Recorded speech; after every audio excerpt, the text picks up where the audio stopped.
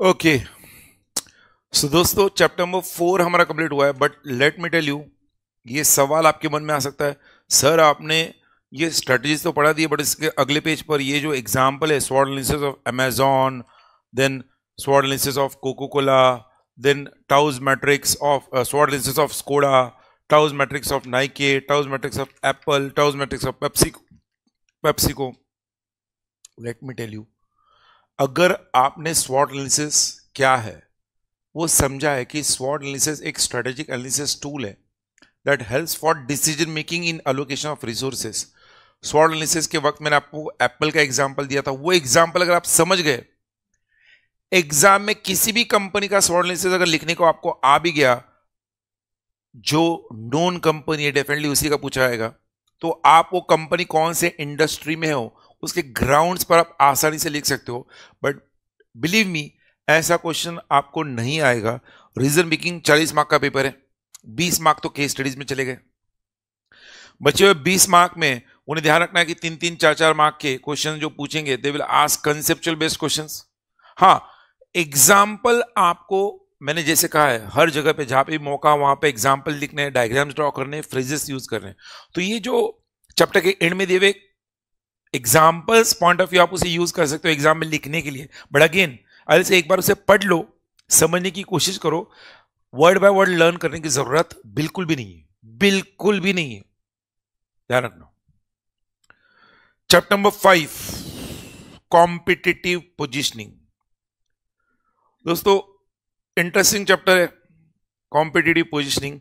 और इसमें जैसे हमने चैप्टर नंबर 2 में देखा था, माइकल पोर्टर का 5 फोर्सेस एनालिसिस था, वैसे इस चैप्टर में माइकल पोर्टर के जेनरिक बिजनेस स्ट्रेटेजीज है। Michael porters generic business strategies.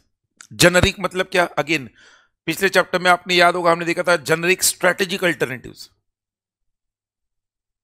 Generic मतलब जनरल, किसी भी बिजनेस के लिए अलग अलग स्ट्रेटेजिक अल्टरनेटिव्स। वैसे ही जेनरिक बिजनेस स्ट्रेटेजी मतलब किसी भी बिजनेस के लिए अलग अलग क्या स्ट्रेटेजीज हो सकते हैं, जनरल बिजनेस के लिए क्या स्ट्रेटेजी हो सकते हैं, वो माइकल पोर्टर ने दिए। और माइकल पोर्टर के मुताबिक किसी भी बिजनेस में 3 तरह की स्ट्रेटेजीज होती है। एक होता है कॉस्ट लीडरशिप, एक होता है डिफरेंशिएशन, और एक होता है फोकस। माइकल पोर्टर कहता है एक तो प्राइस सेंसिटिव कस्टमर्स होते हैं, दूसरा प्राइस नॉन सेंसिटिव कस्टमर्स होते हैं, तीसरा वो लोग जो अभी तक कस्टमर है ही नहीं बट कस्टमर बन सकते हैं, या वो लोग जो कस्टमर बनने का पोटेंशियल रखते हैं, वो आएंगे फोकस में। पहला मैंने कहा माइकल पोर्टर कहते थे वो कस्टमर्स जो प्रोडक्ट खरीदते हैं बट प्राइस सेंसिटिव है। सेकंड, वो कस्टमर जो प्रोडक्ट खरीद रहे हैं बट प्राइस नॉन सेंसिटिव है। थर्ड, वो कस्टमर जो कस्टमर बन सकते हैं, जिनमें पोटेंशियल है कस्टमर बनने का, वो फोकस में आएंगे, इसलिए उन पर फोकस करो। अब कॉस्ट लीडरशिप में जो कंपनी आएगी उसका एम होगा अपने उस पर्टिकुलर इंडस्ट्री में क्या करना, अपने प्रोडक्ट को जब कस्टमर तक पहुंचना है। प्राइस सेंसिटिव कस्टमर्स है तो प्राइस सेंसिटिव कस्टमर्स आपका प्रोडक्ट तभी खरीदेंगे जब आपका प्रोडक्ट क्या होगा, बाकी कॉम्पिटिटर्स के मुकाबले सस्ता होगा। अब आप बाकी कॉम्पिटिटर्स के मुकाबले सस्ता प्रोडक्ट कब बेच पाओगे, जब आप हायर एसेट यूटिलाइजेशन करोगे। सबसे पहले मतलब आपका इनपुट आउटपुट रेशियो, मतलब आपका एसेट आपको मैक्सिमाइज प्रोडक्शन दे रहा है। हायर एसेट यूटिलाइजेशन मतलब प्लांट एंड मशीनरी का यूज ज्यादा हो रहा है। कुछ लोग क्या करते हैं, एक 10 करोड़ की मशीन खरीद ली और उस 10 करोड़ की मशीन पर मान लो 24 घंटे में से उनका 6 घंटे काम होता है, बचे हुए 18 घंटे वो मशीन किसी और के जॉब वर्क के लिए यूज करते हैं। अपने जॉब, उनका काम 6 घंटे का है तो बचे हुए 18 घंटे में वो मशीन किसी और के जॉब वर्क के लिए यूज करते, ताकि उनके असेट से उनका जब आने वाला रेवेन्यू है वो कॉस्ट कम करेगा ना। एसेट यूटिलाइजेशन ज्यादा होगा तो कॉस्ट क्या होगा, कम होगा। और 18 घंटे जब किसी और को रेंट पर देंगे उससे आने वाला बेनिफिट वो अपने प्रोडक्ट के कॉस्ट में कम कर सकते हैं। I am giving an example. तो एक कॉस्ट लीडरशिप को अगर आपको अटेन करना है, प्राइस सेंसिटिव कस्टमर्स को सस्ते दाम में प्रोडक्ट बेचना है, वो तभी मुमकिन है जब आप सस्ते दाम में उसे बना पाओगे। आपको सस्ते दाम में बनाने के लिए एक तो एसेट यूटिलाइजेशन ज्यादा करना है, आपको हाइयर ह्यूज वॉल्यूम्स में बनाना है, तभी आपका ऑपरेटिंग कॉस्ट का क्या होगा, कम होगा। और आपको एंटायर वैल्यू चेन, एंटायर मतलब क्या, right from input to customers, input processing output से लेकर कस्टमर तक पहुंचने तक एंटायर वैल्यू चेन के ऊपर आपका कंट्रोल होना चाहिए in terms of cost, functional performance. Input से लेकर आउटपुट कस्टमर तक पहुंचने तक हर जगह के जो भी लेवल पे लोग हैं उन पर आपका कंट्रोल अगर है तो ही आप कॉस्ट लीडरशिप हासिल कर सकते हो। अगर आप किसी और पर डिपेंडेंट हो तो कॉस्ट लीडरशिप हासिल करना मुश्किल है। तीन चीजें कॉस्ट लीडरशिप के लिए जरूरी है, एक higher capital asset utilisation, second huge volumes में production to reduce operation cost, and third control over the value chain, entire value chain. और ये करने के लिए, कॉस्ट लीडरशिप अचीव करने के लिए आपको एक टेक्निक है, काइजन टेक्निक, जो कहता है कंटिन्यूअस रिडक्शन ऑफ कॉस्ट, मतलब आपको कंटिन्यूअसली कॉस्ट रिड्यूस कैसे करने हैं उस मेथड्स और टेक्निक्स का स्टडी करते रहना है, कंटिन्यूअस इंप्रूवमेंट ऑफ कॉस्ट करते रहना है। कॉस्ट लीडरशिप तभी आप अटेन कर पाओगे जब आप कंटिन्यूअसली कॉस्ट को कम करने के लिए टेक्निक्स यूज कर पाओ। माइकल बोर्ड कहते हैं कॉस्ट लीडरशिप वाले बिजनेस सिर्फ और सिर्फ वॉल्यूम में खेलेंगे, फोकस करेंगे। इसलिए जो होलसेलर्स है या डिस्ट्रीब्यूटर्स है या मैन्युफैक्चरर्स है, अक्सर वो जो बल्क क्वांटिटी में बेचते हैं, they work at lesser profit margin. जो रिटेलर है, जो डीलर है, वो थोड़ा ज्यादा प्रॉफिट मार्जिन पे काम करता है। I am just giving a different example to help you understand. भैया कॉस्ट लीडरशिप में कौन करेगा, जो बल्क वॉल्यूम में बना रहा है। क्लियर है। माइकल पोर्टर कहते हैं बिजनेस का दूसरा strategy differentiation, exactly opposite to cost leadership. Cost leadership अगर प्राइस सेंसिटिव कस्टमर्स के लिए है तो कस्टमर्स को यहां पर, price sensitive customers cost leadership के लिए मतलब कस्टमर्स को प्रोडक्ट के ब्रांड से मतलब नहीं होता है, कस्टमर्स को प्राइस से मतलब होता है। कॉस्ट लीडरशिप में कस्टमर को किससे मतलब होता है, प्राइस से, ना कि ब्रांड से। अरे बोलो, डिफरेंशिएशन में एग्जैक्टली उल्टा है। प्राइस नॉन सेंसिटिव कस्टमर है, कस्टमर को ब्रांड से मतलब होता है ना कि प्राइस से। कस्टमर को किससे मतलब होता है, ब्रांड से, ना कि प्राइस से। इसलिए कंपनीज को यहां पर ब्रांड क्रिएशन पर, R&D पर, मार्केटिंग पर ह्यूज खर्चा करना पड़ता है, तभी ब्रांड बनेगा। कस्टमर्स यहां पर ब्रांड से मतलब होता है ना कि प्राइस से। और अगर कस्टमर को प्राइस से मतलब है तो कॉस्ट लीडरशिप में जाएगा, कोई ब्रांड से मतलब नहीं है। मैं जो बोल रहा हूं समझ रहे हैं ना। डिफरेंशिएशन, और मैं आप अगर और पूछोगे डिफरेंशिएशन कैसे क्रिएट करना है, तो मैंने कहा एक तो ह्यूज रिगरस मार्केटिंग करना है, ब्रांड क्रिएशन करना है, आपको R&D पे बहुत खर्चा करना है, और आपकी कस्टमर सर्विस में, क्या कह रहा हूं मैं, कस्टमर सर्विस में और प्रोडक्ट के क्वालिटी में कंटिन्यूअस इंप्रूवमेंट लाते रहना है। आप देखो, ये जो कॉस्ट लीडरशिप की जब बात करते हैं तो हर व्यक्ति जिसका सपना होता है अपनी खुद की कार हो, ड्रीम कार। इंडिया में लोगों के अक्सर सपना होता है कि अपना खुद का घर हो, अपनी कार हो और अपनी खुद की डैश हो। वो तो बाय डिफॉल्ट है, बट अपनी खुद की कार हो और अपना खुद का घर हो। तो कार जब इनिशियली एक कॉमन मैन सोचता है, तो जब वो कार खरीदने जाता है उसका पहला एम होता है भैया मैं कार भी खरीदूं नहीं और मेरे बजट में भी हो। एक रिच मैन कार खरीदने जाएगा, वो बजट वाला नहीं सोचेगा, वो ब्रांड वाला सोचेगा। तो यू हैव टू अंडरस्टैंड आप कौन से कस्टमर्स को टारगेट करना चाहते हो, अकॉर्डिंगली आपको आपके बिजनेस की स्ट्रेटेजी डेवलप करनी है। ये माइकल पोर्टर कहेगा, आप कौन से कस्टमर को प्रोडक्ट बेचना चाहते हो। अगर आपके प्रोडक्ट्स आप प्राइस नॉन सेंसिटिव कस्टमर्स को बेचना चाहते हो तो focus on that. Price sensitive customers को फोकस करना चाहते हो तो focus on cost leadership. Clear है। फिर जो फोकस स्ट्रेटेजी है वो कब काम में आएगी, माइकल पोर्टर कहता है जब आप बिजनेस में नए हो। क्या हो, when you are new into business. ध्यान रखना, cost leadership and differentiation is not for new businessman, cost leadership and differentiation is for settled businesses, existing businesses. When you are new into business, उस वक्त आपका strategy होना चाहिए पहला, एक तो फोकस कॉस्ट लीडरशिप या फिर फोकस डिफरेंशिएशन। आप फोकस कॉस्ट लीडरशिप कब करोगे, जब आप एक नए ऐसे सेगमेंट को कस्टमर बनाने जा रहे हो जो अभी तक कस्टमर नहीं है। अगर आप उस बिजनेस में आना चाहते हो और उस बिजनेस में मार्केट शेयर लेना चाहते हो, बट वो बिजनेस में कॉस्ट लीडरशिप है, तो कॉस्ट प्राइस सेंसिटिव कस्टमर्स है, तो ऐसे कस्टमर्स को ढूंढो जो अभी तक कस्टमर्स नहीं बने हैं और उन पर फोकस करो। टाटा नैनो ने इंडिया की चीपेस्ट कार कहते हुए जो लॉन्च किया था, ये सोच करके लोग टू व्हीलर की जगह फोर व्हीलर नैनो खरीदेंगे, ये सोचते हुए, बिकॉज क्या था, फोकस कॉस्ट लीडरशिप था। जो दाम में आपको टू व्हीलर मिल रही उसी दाम में अगर आपको फोर व्हीलर मिलेगी तो लोग फोर व्हीलर में शिफ्ट हो जाएंगे ना, ये उनका थॉट था। तो एक ऐसे सेगमेंट को टैप कर रहे थे जो अभी तक इस सेगमेंट में आया नहीं है, एक निश। तो फोकस कॉस्ट लीडरशिप में आप एक निश सेगमेंट को क्या करते हो, फाइंड आउट करते हो और उसे टारगेट करते हो। बट वो निश सेगमेंट अगर प्राइस नॉन सेंसिटिव है तो आप ऐसे उन सेगमेंट पर ब्रांडिंग के थ्रू, मार्केटिंग के थ्रू टारगेट करोगे, डिफरेंशिएशन यूनिकनेस के थ्रू टारगेट करोगे। वहां पर आती है लैम्बोर्गिनी, एस्टन मार्टिन, हाई, ऐसे कार्स आपकी, वो लैम्बोर्गिनी, एस्टन मार्टिन, ऐसी और कौन सी कार, फेरारी, बुगाटी, ऐसी कार्स जो फोकस डिफरेंशिएशन पर काम कर रही है, वो कभी डिफरेंशिएशन कैटेगरी में नहीं आएगी, because they will focus, they have a different segment all together, focus differentiation. Bugatti, Ferrari जो खरीदेगा उसके पास घर में ऑलरेडी एक मर्सिडीज होती है, ध्यान रखना।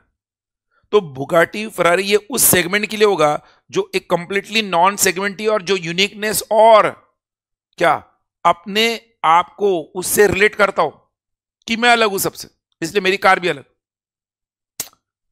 ध्यान रखना। So accordingly you have to develop your strategy. Michael Porter ने जो कॉस्ट लीडरशिप के बारे में कहा, जो डिफरेंशिएशन के बारे में कहा, जो फोकस कॉस्ट लीडरशिप के बारे में कहा, जो फोकस डिफरेंशिएशन के बारे में कहा, एक चीज आपको भूलना नहीं है, फोकस को हमने डिवाइड किया, कॉस्ट लीडरशिप, डिफरेंशिएशन, चारों के अपने अपने मेरिट्स और डीमेरिट्स है, चारों के। फोकस कॉस्ट लीडरशिप का सबसे बड़ा मेरिट क्या होगा, फोकस कॉस्ट लीडरशिप सबसे बड़ा बेनिफिट, फोकस कॉस्ट लीडरशिप का सबसे बड़ा बेनिफिट बोलो, जब कॉस्ट कम है तो मार्केट शेयर ज्यादा मिलेगा। Maruti is known for that. Maruti dream car, हर व्यक्ति की इंडिया में ड्रीम कार 1980 से लेके 2010 तक कौन है, 80 से 2010 के बाद सिचुएशन थोड़ा चेंज होने लगा, लोग बाकी अल्टरनेटिव ढूंढने लगे। बट 1980 से लेके 2010 तक इंडिया में ऐसा होता लोगों का पहला प्यार मारुति की होती थी कोई। रीजन, बिकॉज उस वक्त मारुति ने अपना पूरा फोकस इंडियन मार्केट पर और इंडियन कंज्यूमर्स के माइंडसेट पर, कॉस्ट लीडरशिप। सो एक तो कॉस्ट लीडरशिप का फायदा होता है, आपका पास मार्केट शेयर ज्यादा होता है। एट द सेम टाइम कोई भी प्राइस वॉर है तो आप झेल सकते हो, बिकॉज कॉस्ट आपके कम है। बट कॉस्ट लीडरशिप का एक डीमेरिट भी है, क्या है, कॉस्ट अगर आप कम नहीं कर पाए, खर्चा बढ़ गया, तो कॉस्ट लीडरशिप से आपका मार्केट शेयर कम हो सकता है। अगर रिसेशन आ गया वर्ल्ड में, कोविड जैसे सिचुएशन हो गए जहां पे high volume of sales possible नहीं है, उससे प्रॉफिटेबिलिटी इफेक्ट हो सकते हैं, because you are highly dependent on huge volume of sales cost leadership में। तो हाई वॉल्यूम नहीं हो पाया किसी कारणवश, रिसेशन आ गया, कुछ हो गया, तो लोगों की सैलरी हो गई तो कम हो गई, तो बट नेचुरली क्या होगा, कार कम जाएगी, तो you are highly dependent on high volume sales. Quality अगर मेंटेन नहीं होगी तो भी कॉस्ट लीडरशिप में मेंटेन करना, cost leadership you need to maintain the quality ना, that you have to keep in mind. अच्छा, डिफरेंशिएशन का बेनिफिट क्या है, अब जब प्रोडक्ट डिफरेंशिएटिंग प्रोडक्ट बेचते हो, बेनिफिट क्या है, कोई कंपटीशन नहीं, जिसको BMW खरीदना है वो मर्सिडीज नहीं सोचेगा। हाँ, खरीदने से पहले लोग देखते हैं, बट बाद में मेरा माइंड क्लियर है, मुझे BMW खरीदना है। और जिसको मर्सिडीज खरीदना है वो मारुति 800 के बारे में या मारुति अल्टो के बारे में नहीं सोचता है। वहां पे कोई कंपटीशन ही नहीं है, बिकॉज वहां पर यूनिक प्रोडक्ट और सर्विसेज, ये उनका सबसे बड़ा यूएसपी है। यहाँ पे इसलिए प्रॉफिट मार्जिन ज्यादा होते हैं बिजनेसेस में, किसमें, डिफरेंशिएशन में। बट डिफरेंशिएशन का एक डीमेरिट है, हर एक क्लास के लिए अफोर्डेबल नहीं होता है, वहां पे R&D का कॉस्ट यूज होता है। और सबसे बड़ा demerit, brand cannibalisation, fear of brand cannibalisation होता है। ब्रांड कैनिबलाइजेशन मतलब आपके ही कंपनी का ब्रांड का एक प्रोडक्ट आपके किसी और प्रोडक्ट को खा रहा है। और इसलिए आप देखो, जैसे BMW कंपनी है, उनके 3 सीरीज है, 5 सीरीज है, GT है, अलग अलग मॉडल्स है, और उन्होंने देखा यार हमारा जो GT मॉडल है ना, वो हमारा 5 सीरीज जो उसके ऊपर वाला जोन है, ये X3 है, ये X4 है, X5 है, उनके सेल्स को कम कर रहा है काफी, क्योंकि ये जिस रेंज में है उस रेंज में ये कार्स भी है और लोग इसी को खरीद रहे हैं, तो हमारे बाकी कार बेची नहीं जा रही है। ये कार बहुत अच्छी है बट उसकी वजह से हमारे बाकी जो अच्छी कार है वो सेल आउट नहीं हो रही है। फियर ऑफ ब्रांड कैनिबलाइजेशन, इसलिए कंपनीज अक्सर ऐसे ब्रांड और ऐसे प्रोडक्ट को कुछ समय बाद बंद कर देती है। उसका रीजन होता है, नंबर 1, अगर उसका बहुत ज्यादा एक ही मॉडल का सेल हो गया तो गाड़ी रास्ते पे ज्यादा वो गाड़ियां दिखेगी, तो यूनिकनेस का जो फीचर है वो कम हो जाएगा। लोग बोलते हैं ऐसे क्यों कर रहे हो सर, बिक रहा है तो बिकने दो ना। आपको यूनिकनेस अगर मेंटेन रखना है तो उस प्रोडक्ट का जब बहुत ज्यादा सेल हो जाए तो कुछ समय बाद उस प्रोडक्ट का सेल बंद कर देना है, करना ही पड़ेगा, वरना उस प्रोडक्ट का यूनिकनेस कैसे दिखेगा। रास्ते पे जाते वक्त यूनिकनेस दिखने के लिए आपको उस प्रोडक्ट का सेल कुछ समय बाद बंद करना ही पड़ेगा। ब्रांड कैनिबलाइजेशन हो सकता है, समझ रहा है। और फिर ये वो डिफरेंशिएशन का फोकस लॉक कॉस्ट लीडरशिप का बेनिफिट क्या है, मैंने कहा फोकस कॉस्ट लीडरशिप नई कंपनीज के लिए, और नई कंपनीज के लिए ना, तो नई कंपनीज को इनिशियली मार्केट शेयर गेन करने के लिए फोकस कॉस्ट लीडरशिप एक पर्टिकुलर सेगमेंट निश को टारगेट करता है ना। निश एक पर्टिकुलर सेगमेंट जो अनटैप्ड है अभी तक, तो अनटैप्ड सेगमेंट को जब टारगेट करता है फोकस कॉस्ट लीडरशिप, तो उन्हें इनिशियल स्टेज में मार्केट शेयर गेन करने के लिए हेल्प करेगा। अरे बोलो भाई, डीमेरिट क्या है भैया, ऐसा अनटैप्ड सेगमेंट ढूंढना और फोकस कॉस्ट लीडरशिप लंबे समय तक मेंटेन करना डिफिकल्ट है। कहते हैं हम ऐसा सेगमेंट ढूंढना, आजकल कुछ भी अनटैप नहीं है, टेक्नोलॉजी की वजह से कुछ भी अनटैप नहीं है, तो ऐसा ढूंढना और उसे लंबे समय तक कॉस्ट लीडरशिप मेंटेन रखना डिफिकल्ट है, समझ रहा है क्या। देन फोकस डिफरेंशिएशन में what is the merit, focus differentiation में ना ये कंपनीज अपने कस्टमर का क्या करती है पता है, बेस क्रिएट करती है। They will try to produce the size of targeted client segment. कैसे करते पता है, you will be surprised to know this. Aston Martin, Lamborghini, Ferrari, Bugatti, ये जो हमने नाम लिए, अब उन्होंने इंडिया में अगर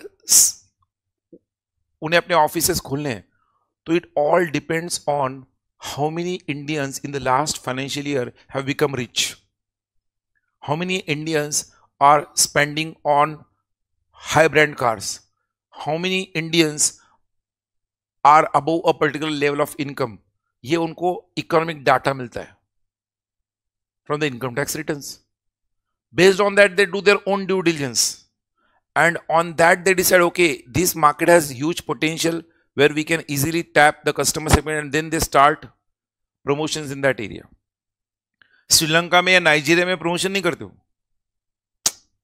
What I mean to say, they will always study the country's economic outlook, और इसलिए these companies are hugely dependent on the economic outlook or the economic data. Outlook मतलब अगर रिसेशन है तो इनकी गाड़ियों का सेल कम होगा, बूम है बहुत कार बिकेगी, तो ये उनका डिमेरिट भी है, dependent on economic outlook, focus differentiation, समझा गया। इसलिए एग्जाम्पल ऑटोमोबाइल सेगमेंट का याद रखा मैंने, Maruti, BMW, Mercedes, nano focus cost leadership में, एंड यहां पर एस्टन मार्टिन, बुगाटी, आपका जो भी फरारी एंड ऑल दैट।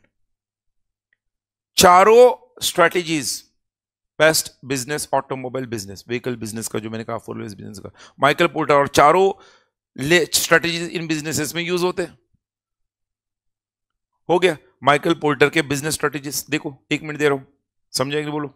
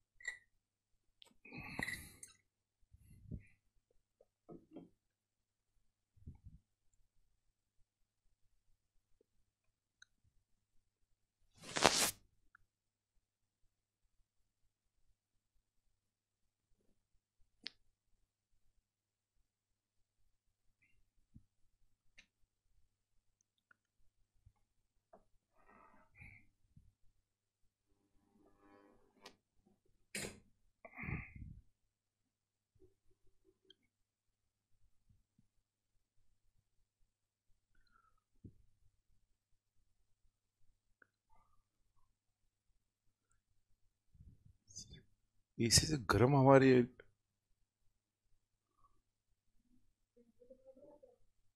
ठंडा हो रहा है मेरे यहाँ पे। इधर का फैन लगाओ, ये फैन लगाओ।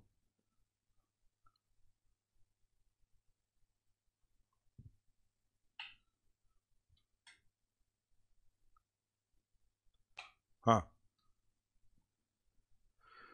भूल गया। ओके, बढ़ो आगे। माइकल पोर्टर के, ध्यान रखना, जेनरिक बिजनेस स्ट्रेटेजीज अलग है और माइकल पोर्टर का 5 फोर्सेस एनालिसिस अलग है। क्वेश्चन आने पर कंफ्यूजन करते हैं स्टूडेंट। 5 फोर्सेस अलग है, जो हमने चैप्टर 1-2 में पढ़ा है, threat of substitute, threat of new entrants. वो 5 फोर्सेस है, वो बिजनेस के लिए, ये बिजनेस के स्ट्रेटेजीज के लिए।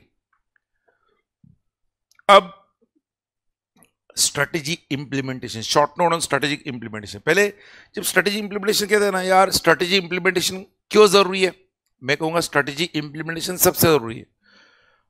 आपने स्ट्रेटेजी बना दिया, फॉर्मेट कर लिया, बट उसको इंप्लीमेंट नहीं कर पाए, उसको एक्शन में ला नहीं पाए, तो फॉर्मेशन करके कोई मतलब ही नहीं।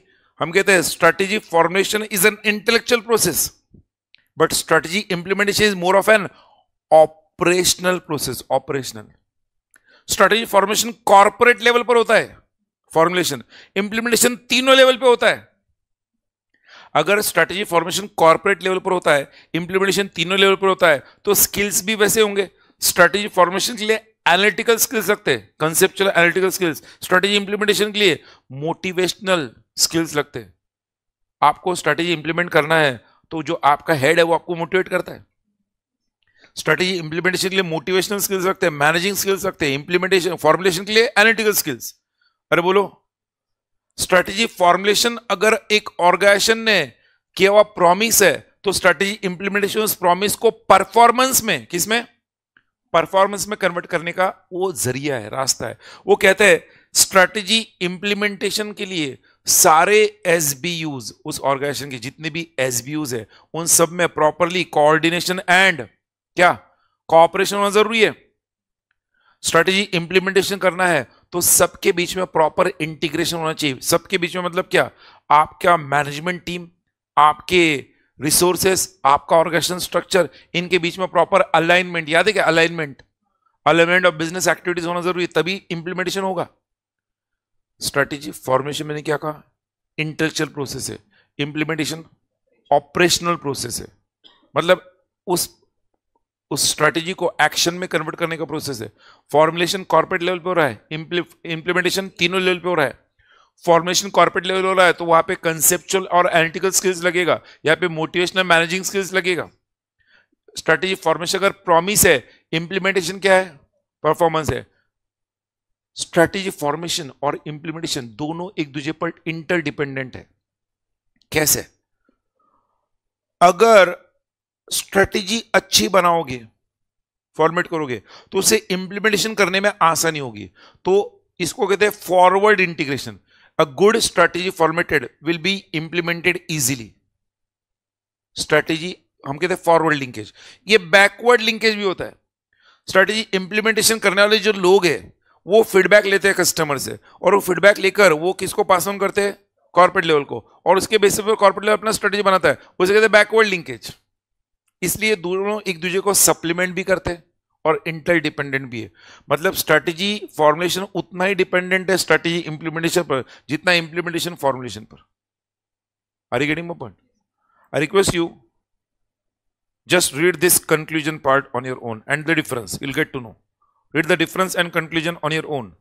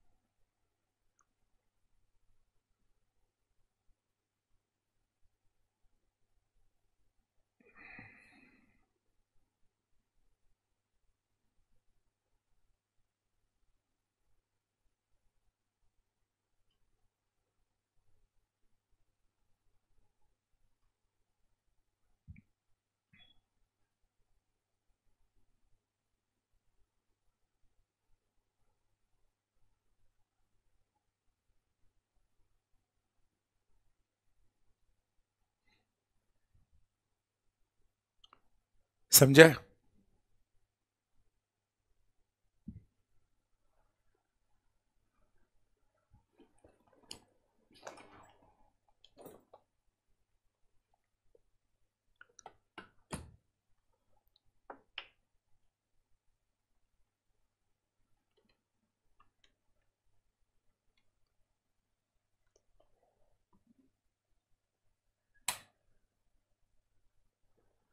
क्लियर है? फॉर्मुलेशन इंप्लीमेंटेशन कैसे एक दूसरे को सप्लीमेंट करते हैं और इंटरडिपेंडेंट है, और कैसे दोनों में डिफरेंस भी है।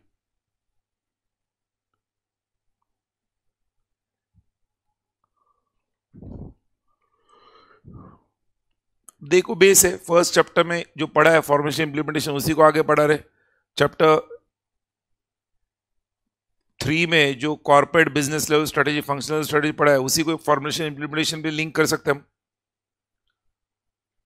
Corporate level strategy, business level strategy, functional level strategy हमने पढ़ा ना। स्ट्रेटेजी फॉर्मेशन कॉर्पोरेट लेवल का काम है, इंप्लीमेंटेशन तीनों हायरार्की का काम है। जो लोग स्ट्रेटेजी फॉर्मुलेट करते हैं जनरली वही इंप्लीमेंटेशन के लिए भी जिम्मेदार है।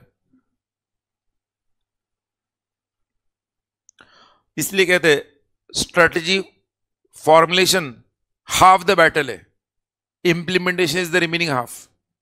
एग्जाम में आ गया, मस्त फ्रेज लिख दिया।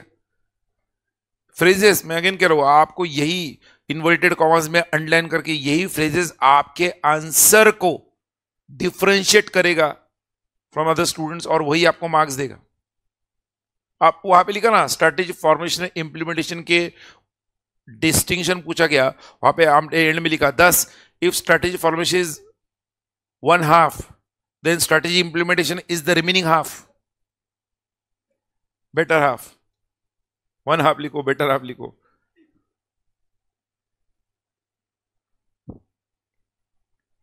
या ऐसे लिखते हो if strategy formation is half the battle then implementation is the remaining half.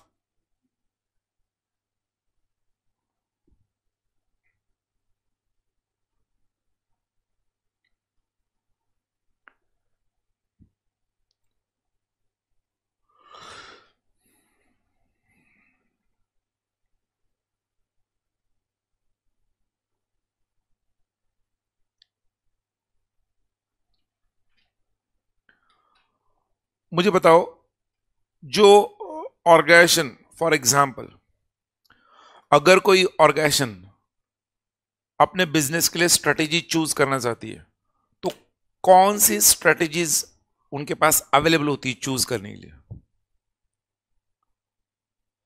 अपने बिजनेस के लिए वो एक तो स्टेबिलिटी स्ट्रेटेजी फॉलो करेंगे, या एक्सपांशन स्ट्रेटेजी, या retrenchment strategy. According to the environment, according to the business position, according to the business situation, they will choose the strategy.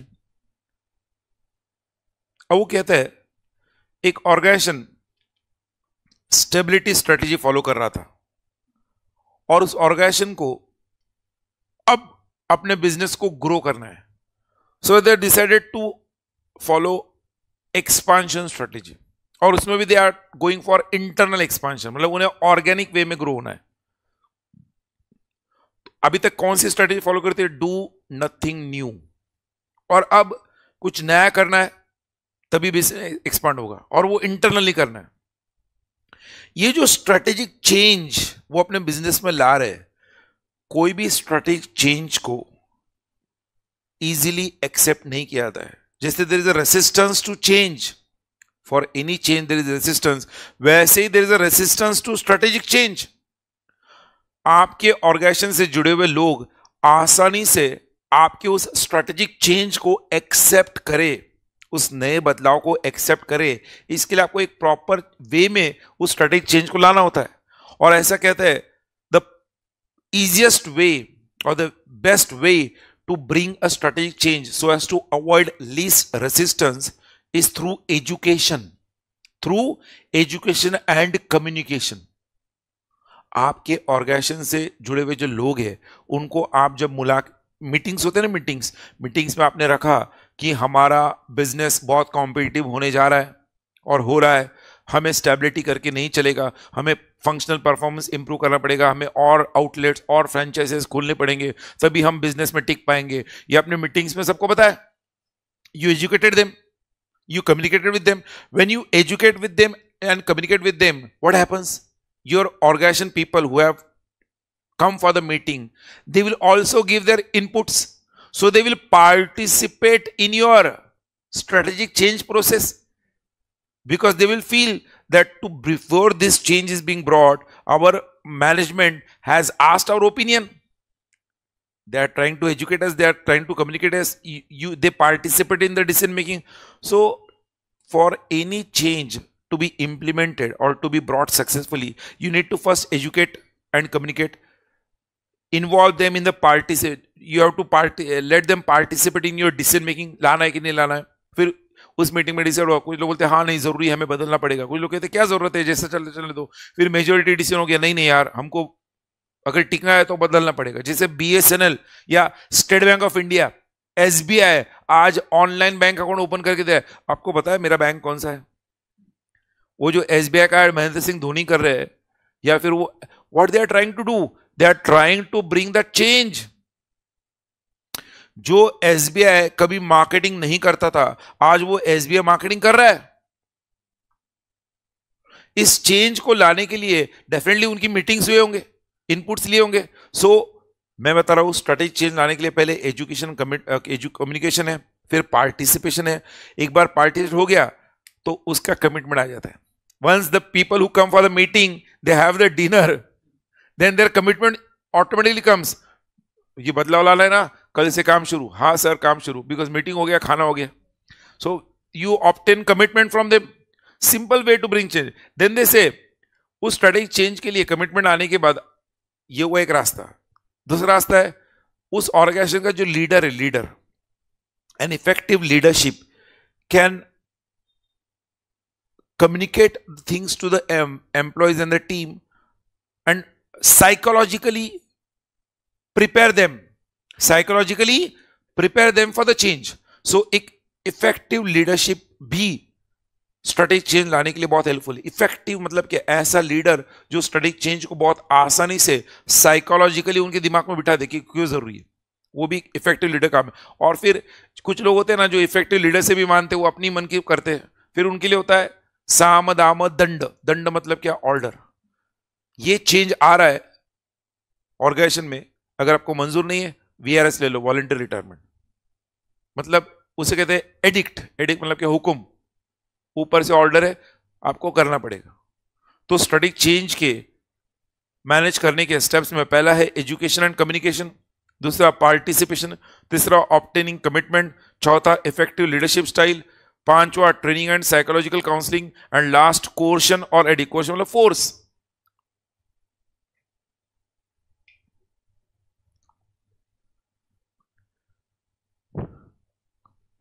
I hope you are getting it. ये नए नए questions है। If you ask me, Michael Porter की generic strategy एक हुआ, strategy implementation एक हुआ, दूसरा फॉर्मेशन इंप्लीमेंटेशन के बीच में डिफरेंस तीसरा हुआ, फिर ये चौथा how to manage resistance to strategic changes वो हो गया। उसके ऊपर फैक्टर्स सपोर्टिंग स्ट्रेटेजिक इंप्लीमेंटेशन जो दिया ना ऑलरेडी वी हैव स्टडीड, वही बात आगे दी है। क्लियर है? अगला नेक्स्ट क्वेश्चन है टाइप्स ऑफ स्ट्रेटेजिक लीडरशिप। अब तीन लीडरशिप स्टाइल्स दिए, एक है ट्रांजैक्शनल, एक और ट्रांसफॉर्मेशनल, एक है चरिस्मेटिक। बट मेरा ऐसा मानना है ये जो चरिस्मेटिक लीडर होता है ना, यही आगे जाके ट्रांसफॉर्मेशनल बनता है। एक करिस्मेटिक लीडर या चरिस्मेटिक लीडर ही आगे जाके ट्रांसफॉर्मेशनल बनता है। हालांकि इसको हम अलग ढंग से क्यों पढ़ते हैं, explain that. Transactional leadership style एकदम अलग है। ये ट्रांजैक्शनल लीडरशिप स्टाइल जो होती है ना, ये ऐसा है, आपको ऐसा करना है, ऐसा नहीं करोगे तो आपके साथ ऐसा होगा। He will always, that transactional leader will always make his teammates and his team persons aware about the pros and cons, about the pros and results, about the consequences and the actions, about their actions. He'll always make them aware, and he will always say, for a good performance you'll get incentive, for a bad performance you will be fired. वो उस तरह का motivation देगा, अच्छा काम करो तुमको मैं प्रमोशन देता हूं, यार तुम्हारा काम अच्छा नहीं तुम्हें निकालना पड़ेगा। ट्रांजैक्शनल लीडर है वो। वो क्या कर रहा है, वो उन्हें बता रहा है कि तुम अच्छा काम करोगे तुम्हें परफॉर्मेंस मिलेगा, इंसेंटिव मिलेगा, नहीं करोगे तुम्हें निकाला जाएगा। Transactional leader, he will always provide results but not always the best results. वो रिजल्ट देगा बट बेस्ट रिजल्ट नहीं देगा, बिकॉज वो अपने टीममेट्स के साथ सिर्फ क्या कर रहा है, उनको क्या बेनिफिट्स है और क्या डीमेरिट्स है, क्या प्रोज है कौन से, उसके तहत उनको काम कर ले रहा है। मतलब he is trying to be a mechanic, he is trying to do leadership in a mechanical way, in a machine way. He is trying to follow leader, he is trying to be a leader in a mechanical way, in a machine way. ये करोगे तो ऐसा होगा, ये करोगे नहीं तो ऐसा नहीं होगा। Whereas a transformational leader, he will never create awareness. He will integrate his leadership and strategy. वो ये नहीं बोलेगा आप ये करोगे तो आपको इंसेंटिव मिलेगा, वो बोलेगा ये करना है तो मैं बता रहा हूं ऐसा करो, उसको जाके मिलो, वो तुम्हें हेल्प करेगा, वहां से तुम उधर जाओगे, फिर वो तुम्हें कुछ मार्केटिंग टूल देगा, वो तुम्हें गाइड करेगा और फिर तुम्हारा काम बनेगा। मतलब वो तुम्हें पूरा प्रोसेस क्या करेगा, समझाएगा और उसे तुम्हें स्ट्रेटेजिक फॉर्म में देगा। मतलब एक ट्रांसफॉर्मेशनल लीडर आपको क्या करेगा, एंटायर पाथवे में गाइड करेगा। एक ट्रांसफॉर्मेशनल लीडर आपको विजन देगा और उस विजन को क्या करेगा, अपने एम्प्लॉइज के परफॉर्मेंस के अंदर कन्वर्ट करेगा। ट्रांजैक्शनल लीडर बोलेगा जाके ऑर्डर लेके आओ, ट्रांसफॉर्मेशनल लीडर बोलेगा ऑर्डर लाना है ना, एक काम करना, उस व्यक्ति की कमजोरी वो है, पहले उससे जाके मिलो, वो बराबर बताएगा क्या कर रहा है क्या नहीं, उससे सुनो और फिर उससे वहां से ही कॉल लगाओ, वो देगा order. Transformational leader, he will use strategy. Transactional leader बोलेगा ऑर्डर लाने के लिए बोला है, तुम लाओगे तो तुम्हारा इंसेंटिव होगा, नहीं लाओगे तो नहीं होगा। Transformation leader will use strategy. He will convince the employees to the change by motivating them and building team confidence. समझ आया क्या? मतलब वो एक ट्रांसफॉर्मेशनल लीडर हर बार अपने किसके साथ, मैनेजमेंट, अपने एम्प्लॉयज के साथ हर बार 1-to-1 जुड़ा रहेगा, कनेक्टेड रहेगा, उनके नीड्स को समझता रहेगा, इसलिए वो ट्रांसफॉर्मेशनल है, उनके अंदर का बेस्ट ला पाएगा। वो इनफॉर्मल टीम मीटिंग्स करेगा, वो उन्हें पार्टीज पर लेके जाएगा, तभी तो वो एम्प्लॉयज का बेस्ट दे पाएगा। इसलिए तो बड़े बड़े ऑर्गेनाइजेशंस में informal team meetings, corporate events, meetings, parties क्यों होती है? Just to gel with them so that the best comes out when they are performing. You getting my point? Transactional, transformational, charismatic, he will lead from the front. वो बोलेगा ना लेके आओ, बोलेगा चलो मेरे साथ, हम जा रहे हैं, हमें करना है। एक charismatic leader will always lead from the front. He'll always lead from the front. He will use his own charm to pursue his followers. और उसे देखकर लोग बोलते हैं यार इसके ऐसा बनना है अपने को। So because his drive, his passion makes his followers to be like him. So a charismatic leader will always lead from the front to which the followers easily adapt the change. वो कहते हैं अपने को क्या करना है, boss सब करने वाला, अपने को जाना है सिर्फ साथ, बॉस करेगा बराबर, वो अपना बहुत स्मार्ट, अपना बॉस बड़ा स्मार्ट है, वो सब कुछ हैंडल कर लेगा, अपने को सिर्फ साथ में रहना है। charismatic leader. Transformational leader, transformational leader वो आपसे कराएगा, charismatic लीडर वो खुद फॉलो करेगा और आपसे भी करवाएगा, ट्रांसफॉर्मेशनल लीडर वो आपसे करवाएगा, एंड ट्रांजैक्शनल लीडर वो आपसे ही करवाएगा, खुद कुछ नहीं करेगा। ट्रांसफॉर्मेशनल लीडर खुद भी करेगा, आपसे करवाएगा, charismatic लीडर वो लीड फ्रॉम द फ्रंट करेगा। तो इसलिए मैं कहता हूं नारायण मूर्ति जब इन्फोसिस फॉर्म हो रहा था उस वक्त charismatic लीडर थे, आज वो ट्रांसफॉर्मेशनल लीडर है, आज वो ट्रांसफॉर्मेशनल लीडर है, और कुछ दिनों बाद वो ट्रांजैक्शनल भी बन जाएंगे। स्टेजेस है ना लीडरशिप के, in which stage you fall into, you have to look into and accordingly you have to bring the change. क्या दिया कंक्लूजन पढ़ो ना। Thus for any strategic leadership the essential skills of क्या बोलो, anticipating information, मतलब क्या, information को जानना in advance, understanding the challenge, interpreting decision making skills, identifying conflicting interest, conveying stories of success and failure is must to make it an effective leadership. वो transaction leader बोलेगा देखो last time उस बंदे ने नहीं किया तो उसको काम से निकाल दिया, तुम आज नहीं करोगे तुम्हें निकाल देंगे। उसको स्टोरी क्रिएट किया, बोलता यार उसको निकाला था मुझे भी निकालेंगे, एक काम करता हूं मैं कर लेता हूं, स्टोरी क्रिएट कर ले। ट्रांसफॉर्मेशन लीडर स्टोरीज क्रिएट करेगा कि लास्ट ईयर हम लोगों ने उनसे टारगेट जब अचीव किया था उस वक्त हमारी टीम में 20 ही बंदे थे, आज अपन 40 है, हमने उनसे 100 करोड़ का धन लाया था, हम कम से कम 300 करोड़ का लाएंगे। He will create a story. So they will always convey stories of success and failure to so that their leadership becomes effective leadership. इसलिए तो सक्सेस के पार्टीज होते हैं to celebrate success. Why? Because that keeps the people motivated.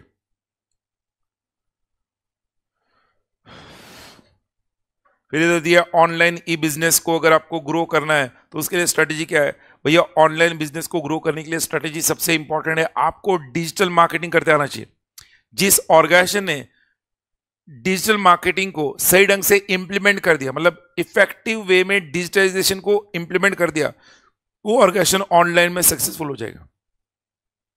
मतलब उस organisation को Instagram को, Facebook को हो, व्हाट्सएप को हो, ट्विटर को हो, लिंक्डइन को हो, जितने भी ये सोशल मीडिया के, स्नैपचैट आपका, हर जगह टेलीग्राम को, सोशल मीडिया के जितने भी एवेन्यूज है उन सारे एवेन्यूज पर अपने बिजनेस को कैसे प्रमोट करना है, किस वे में प्रमोट करना है, इसका अगर टेक्निक समझ में आ गया तो वो बिजनेस ऑनलाइन बिजनेस में इफेक्टिवली क्या होगा? सक्सेसफुल होगा। तो कहते हैं strategies to be used for online business. सबसे पहला स्ट्रेटेजी वो कहते हैं you have to prepare a detailed plan, detailed strategy for implementing effective digitalisation.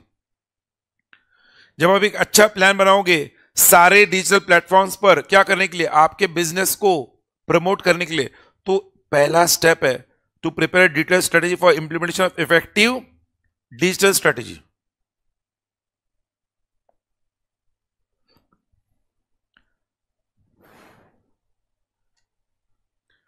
तीन सवाल वो कहते हैं बिजनेस स्ट्रेटेजी जरूरी है। Where do we want to compete, what type of value do we want to create, and how should we set up and organize our company to deliver the desired value. मतलब वो ई business strategy में वो कहते हैं आप कहां पर क्या करना चाहते हो, कॉम्पीट करना चाहते हो, वहां का पॉलिटिकल इकोनॉमिक एनवायरनमेंट क्या है, उस इंडस्ट्री के माइकल पोर्टर के 5 फोर्सेस क्या है, कंज्यूमर्स के क्या एक्सपेक्टेशन है, वो पहले ढूंढो। अगर आप ट्रैवलिंग बिजनेस में हो क्या, तो आपके लिए इंस्टाग्राम मस्ट है। आप डाइटिशियन बिजनेस में हो तो भी इंस्टाग्राम मस्ट है। तो आप कौन से बिजनेस में कॉम्पीट करना चाहते हो, उस बिजनेस के political economic environment, Michael porter के 5 फोर्सेस और कंज्यूमर्स के एक्सपेक्टेशन, वो पहले स्टडी करो। Where do you want to compete, फिर उस बिजनेस में what type of value do you want to create. आज life coaches, dieticians, travellers, gym वाले, हर बिजनेस इंस्टाग्राम के थ्रू प्रमोट हो रहा है, डांस क्लासेस। तो वो कह रहे हैं एक बार आपने आइडेंटिफाई किया where do you want to compete, what type of value do you want to create. कुछ लोग कहते हैं मुझे रील बनाने में इंटरेस्ट है, मैं सिर्फ रील बना के डालूंगा। Where do you want to compete, what type of value you want to create. You want to create a reel just to make people aware about new things. You want to create reel just to make people aware about health, eating healthy things. You want to create reel to make people aware about where to travel. You want to create reel to educate people in a particular topic. So it depends on what type of value you want to create. अरे बोलो भाई. And how should we set up and organize our company to deliver desired value. तो आपके फिर company का horizontal boundaries, vertical boundaries, internal organization structure, ये सारा आपको उसके बेसिस पर क्या करना है, प्लान करना है। E business strategic framework includes 3 questions. This are the 3 questions. Conclusion पढ़ो ना। Thus, e-business strategy discussable is needed for every business that transacts online, and the e-strategy outlines all the short and long-term goals of a business that demands careful planning and क्या expertise. किसी भी business के लिए जो careful planning and strategic expertise की जरूरत है, वो ई बिजनेस स्ट्रेटेजी के लिए भी जरूरी है, उतना ही जरूरी है। और ऐसा कहता है कि in today's terms, in today's world, e business, e commerce के ऊपर बिजनेस आपका होना, आप याद है ना, we had study it is in a product development, selling your product into a new market. so beautiful, so elegant, just looking like a wow. That lady who used that words on Instagram, so beautiful, so elegant, just looking like a wow. उस lady का business उस tagline और phrase का popular होने के बाद 100 times multiply हुआ है. So when that lady was doing a local business at her in her city, just when she started on Instagram, and she reached multiple boundaries global level पे. So वो कहते हैं ई business strategy आज के जमाने में बहुत जरूरी है. If you want to do business online and if you want to scale up your business, without e business you can not scale up your business beyond a certain level.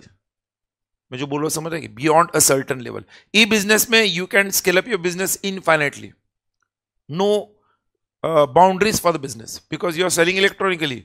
जैसे मैंने कहा ड्रॉप शिपिंग, आप lecture में यहाँ पे तुम्हारा माल भेजा रहा है ऑटोमेटिकली अमेजॉन के ऊपर, रजिस्टर्ड है, वेयर हाउस में माल भी स्टोर्ड. हम कहते हैं ना कभी कभी ऑर्डर दिया 4 घंटे में डिलीवरी होगा, बिकॉज आपने रजिस्टर करके ऑलरेडी उनके वेयर हाउस में रख दिया माल. You are not keeping in warehouse because you're a student. आपका कितना गोडाउन है, आपने माल खरीद लिया और अमेजॉन के ही गोडाउन में रखा है, आप उनको उसके लिए फीस दे रहे हो. इसलिए अमेजॉन कहता है order with in 3 hours, delivery tomorrow morning 9 AM. हम बोलते यार अभी 3 बजे कैसे आएगा, वो बराबर से उनका नेटवर्क होता है, because that thing is in their godown itself. ऐसे काफी ड्रॉप शिपर से जो उन्होंने ऑलरेडी रखा है वहां पे. It's very popular business right now. Anyways, clear है. Second last part, fintech. भाई फिनटेक की बात अगर करोगे तो अभी थोड़ी पहले एग्जांपल मैंने दिया है. जिस एसबीआई ने, आज भी एसबीआई के ब्रांच में जाने के बाद लंबी कतार में खड़ा रहना पड़ता है, और वो मैनेजर और बंदा जो भी है वहां पे मिल कहता है कि अभी नहीं, सिस्टम डाउन है, या थोड़ी देर बाद आओ. जो आपको लंच टाइम है या टी टाइम है, जो एक 10 मिनट के काम के लिए 2 घंटा आपका स्पेंड कराएगा, वो भी काम नहीं होगा. तो उस स्टेट बैंक ऑफ इंडिया ने फिनटेक का इस्तेमाल करके घर बैठे बैठे आपका बैंक अकाउंट ओपन करने का टेक्नोलॉजी लाया है, जो HDFC bank, ICICI bank already 5 साल पहले ला चुके हैं, और ऑलरेडी सब बैंक्स के ऑलरेडी है. जो ई केवाईसी हो रहा है, ऑनलाइन केवाईसी हो रहा है, या फिर हम ऑनलाइन टिकटिंग जो ड्रॉ कर रहे हैं, बुक माई शो पर ऑनलाइन टिकट हो रहे हैं, फ्लाइट के टिकट्स ऑनलाइन हो रहे हैं, ये सब फाइनेंशियल टेक्नोलॉजी का नतीजा है. फाइनेंशियल फिनटेक, फिनटेक मतलब फाइनेंशियल फील्ड में टेक्नोलॉजी का इस्तेमाल. What is fintech? टेक्नोलॉजी को फाइनेंशियल फील्ड में इस्तेमाल करना to ensure that financial products are easily understood by the customers and purchase by the customers. Mutual funds सही है, आपके मोबाइल के फिंगर टिप, आपके फिंगर टिप पर, आपके मोबाइल से आप ऑनलाइन डीमैट अकाउंट ओपन कर रहे हो, म्यूचुअल फंड्स में इन्वेस्टमेंट कर रहे हो, आपको पोर्टफोलियो आपका दिख रहा है, you can invest over there, you can withdraw from there. It is so easy. उस वजह से लोगों के पास जो मिडलमैन थे, जो एजेंट्स थे, उनका काम खत्म हो गया, and directly businesses have reached the consumers. Fintech की वजह से ही हम कहते हैं insurance industry, cyber security, cyber crimes, fintech का इनोवेशन कहां पे जरूरी है? साइबर क्राइम्स में जरूरी है, एंटी मनी लॉन्ड्रिंग के अंदर रेगुलेशन जरूरी है, ब्लॉकचेन टेक्नोलॉजी, क्रिप्टो में जरूरी है, फाइनेंशियल टेक्नोलॉजी, अरे बोलो ना स्मार्ट बैंकिंग के अंदर आ गया बिकॉज ऑफ स्मार्टफोन. तो फिनटेक के मोस्ट एक्टिव एरियाज ये 6 एरियाज है. हम कहते हैं कोई भी इनोवेटिव कंसेप्ट, जब से इंटरनेट में रिवॉल्यूशन आया, जब से इंटरनेट रिवॉल्यूशन आया, तब से जो भी इनोवेटिव कंसेप्ट वर्ल्ड वाइड आया है, वो जस्ट फिनटेक वर्ल्ड में सबसे ज्यादा आया है. Because whether it is crypto, whether it is stock market, whether it is mutual funds, whether it is XYZ, everything relates to finance. और इसलिए वो कहते हैं दो fintech has come up with many innovative concepts since the internet revolution, smartphone revolution, still it is the most heavily regulated sector in the world due to vulnerability from hackers and misuse of data. सबसे ज्यादा financial frauds और scams भी fintech की वजह से हो रहे. Credit cards आ गए, बट क्रेडिट कार्ड्स के थ्रू फ्रॉड भी हो रहे हैं. ओटीपी जो गूगल या जीपे पर ओटीपी आ रहे थे, उस ओटीपी से कितने फ्रॉड्स हुए. फिनटेक ने ओटीपी के थ्रू आपका ट्रांजैक्शन इजी कर दिया, बट उसी ओपीटी का मिसयूज भी हो रहा है ना. तो वो कहते हैं क्या उस फिनटेक के अंदर रिस्क क्या है? Of hackers and misuse of data, financial technology का रिस्क है वो।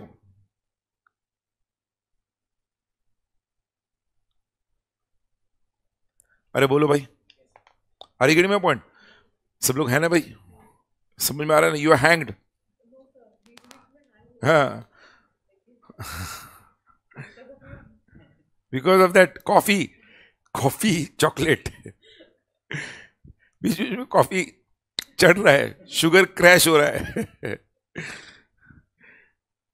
तो फिनटेक पर शॉर्ट नोट आता है, और फिनटेक का किस तरह का इस्तेमाल होता है वो हमने देखा।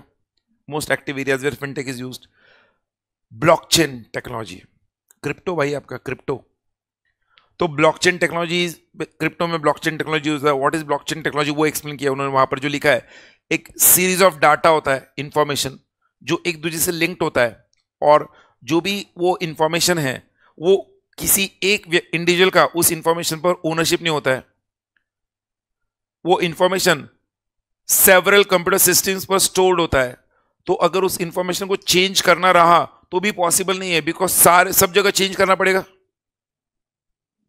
इसलिए ब्लॉकचेन टेक्नोलॉजी काफी फेमस हो रहा है। ब्लॉकचेन टेक्नोलॉजी की वजह से जब वो इंफॉर्मेशन चेंज नहीं कर सकते, तो डेफिनेटली ब्लॉकचेन टेक्नोलॉजी की वजह से डाटा सिक्योरिटी बढ़ रही है। जब ब्लॉकचेन टेक्नोलॉजी हम कहते हैं यूज हो रहा है क्रिप्टोज में, वो एक फाइनेंशियल करेंसी के तहत यूज किया जा रहा है क्रिप्टो, तो इससे डेफिनेटली मिडलमैन एलिमिनेट हो रहे, ट्रांसपेरेंसी एंड सिक्योरिटी इसमें ज्यादा है, करप्शन जाएगा, because payment will be in block cryptos. Improving speed of service delivery, blockchains के लिमिटेशंस दिए, उसको हर लोग जनरल पब्लिक इजीली अडॉप्ट नहीं कर रहा है। जो क्रिप्टोज है वो हर पब्लिक जनता जनार्दन एक्सेप्ट करेगी जरूरी नहीं है, उसको अभी तक कोई रेगुलेटरी सुपरविजन नहीं है, उसको फाइनेंशियल सिस्टम में इंटीग्रेट करना थोड़ा डिफिकल्ट है, और अभी भी वो एम्ब्रियोनिक मतलब डेवलपिंग फील्ड है ब्लॉकचेन टेक्नोलॉजी। और इसलिए तो काफी लोग इसलिए तो आज देखो, आज कोई भी व्यक्ति जब नया बिजनेस के लिए सोचता है, बोलता कौन सा एम्ब्रियोनिक में पहले वो ढूंढो। जो बिजनेस एम्ब्रियोनिक स्टेज में ना उसके ऊपर दिमाग लगाओ, जो ऑलरेडी ग्रोथ और स्टैच्यूरिटी मैच्योरिटी में उसमें जाओ। स्टार्टअप्स एम्ब्रियोनिक के लिए तो है, they try to bring out some new concept embryonic, और उसको जाके ग्रोथ में डालेंगे, और ग्रोथ में आ गया उसे बेच देंगे, नया startup. People are working on finding out new models or new concepts which are still on embryonic stage. Okay, the blockchain technology is one field which is still in a developing field. Blockchain technology और ये fintech हुआ, इसमें एक artificial intelligence का भी point है blockchain technology के method से, वो आप पढ़ो। मेरे हिसाब से शॉर्ट नोट आया तो आप लिख पाओगे, ऐसे आंसर्स है। Completed chapter number 5 also. एक कॉफी क्रैश हो जाए।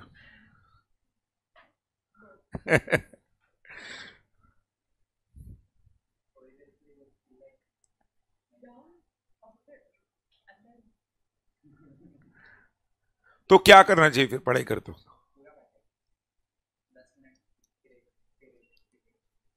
तो उससे क्या होता है?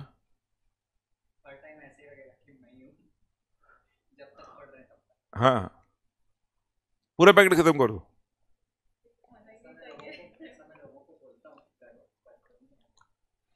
नहीं, then what is the different way to ensure that you study continuously with full energy?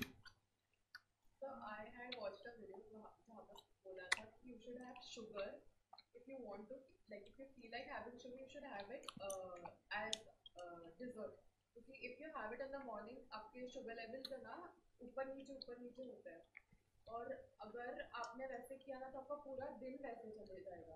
So you should start your breakfast also with savory items, मतलब नमकीन के साथ। आपने सुबह ऐसे शुगर नहीं खाना चाहिए। और कब खाना चाहिए शुगर? डिनर में। हाँ। रीजन? बिकॉज आपके वो ब्लड में जाता है ना एकदम सुबह सुबह, एंड वो उसके वजह से मतलब ग्लूकोज लेवल ऊपर नीचे होता है, और जब भी आप रात, क्योंकि सुबह में आपका बॉडी पूरा ये होता है, शांत होता है। डेजर्ट रात में खाओ और सुबह ब्रेकफास्ट में नमकीन खाओ। हाँ, मतलब नॉट नमकीन, लाइक सेवरी, प्रोटीन, एग्स वैसे, अक्षय कुमार तो बोलते हैं सुबह 9 से 10, सुबह 10 से शाम में 6 के बीच में जो खाना खाओ। सुबह 10 से शाम के 6 के बीच में तुम्हें जितना खाना है और जो खाना है खाओ, बट शाम को 6 के बाद, बिकॉज शाम को 6 के बाद और सुबह 10 बजे तक कुछ बंद खाना, एक कुछ भी नहीं खाना है एक्सेप्ट अगर पानी पीना है तो पानी पियो, खाना कुछ भी नहीं।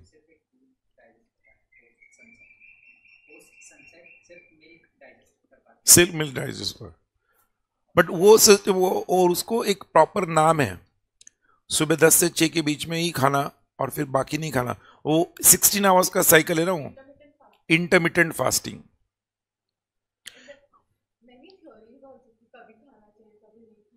बट ये इंटरमिटेंट फास्टिंग वो कहते हैं, जो न्यूट्रिशनिस्ट होते हैं वो कहते हैं हर 2 घंटे में खाओ, थोड़ा थोड़ा खाओ, थोड़ा थोड़ा पोर्शन खाओ, डाइट वाले। If you look at that, it doesn't follow this theory, but when we study on our own we feel that intermittent fasting is more better। हाँ, 8 आवर्स में जो खाना, वो कहते हैं रबड़ी, जलेबी, फालूदा, जो खाना खाओ 8 घंटे में खाओ।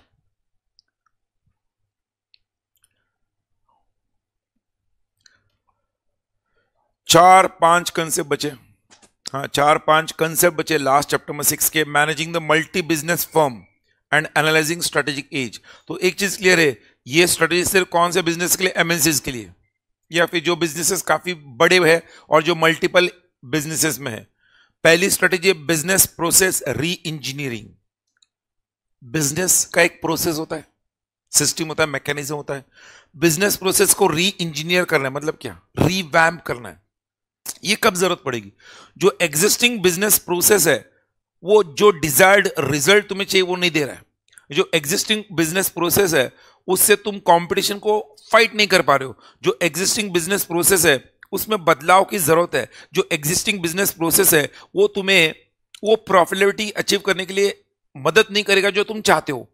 उस वक्त बिजनेस प्रोसेस, जो अपना एग्जिस्टिंग बिजनेस प्रोसेस है उसको री इंजीनियर करने का डिसीजन लेते हैं, मतलब उसको रिवैम्प करने का डिसीजन लेते हैं।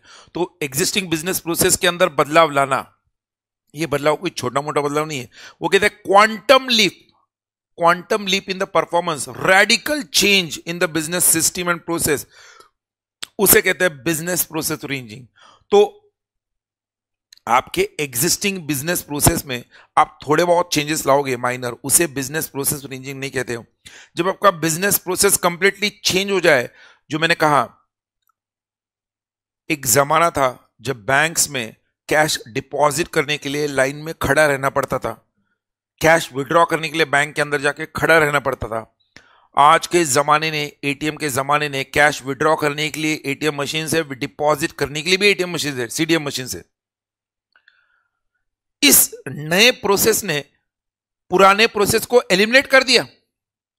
आज कोई व्यक्ति आपको, except public sector bank like SBI, तो उनके बैंक, कोई व्यक्ति प्राइवेट बैंक्स में आपको कैश डिपॉजिट करने के लिए दिखा हुआ बहुत रेयरली मिलेगा, या करंट अकाउंट होल्डर से डिपॉजिट करने जाएगा, विड्रॉल के लिए बहुत कम मिलेगा। Only big amount and deposit and withdrawal, otherwise small amount everything is in ATM.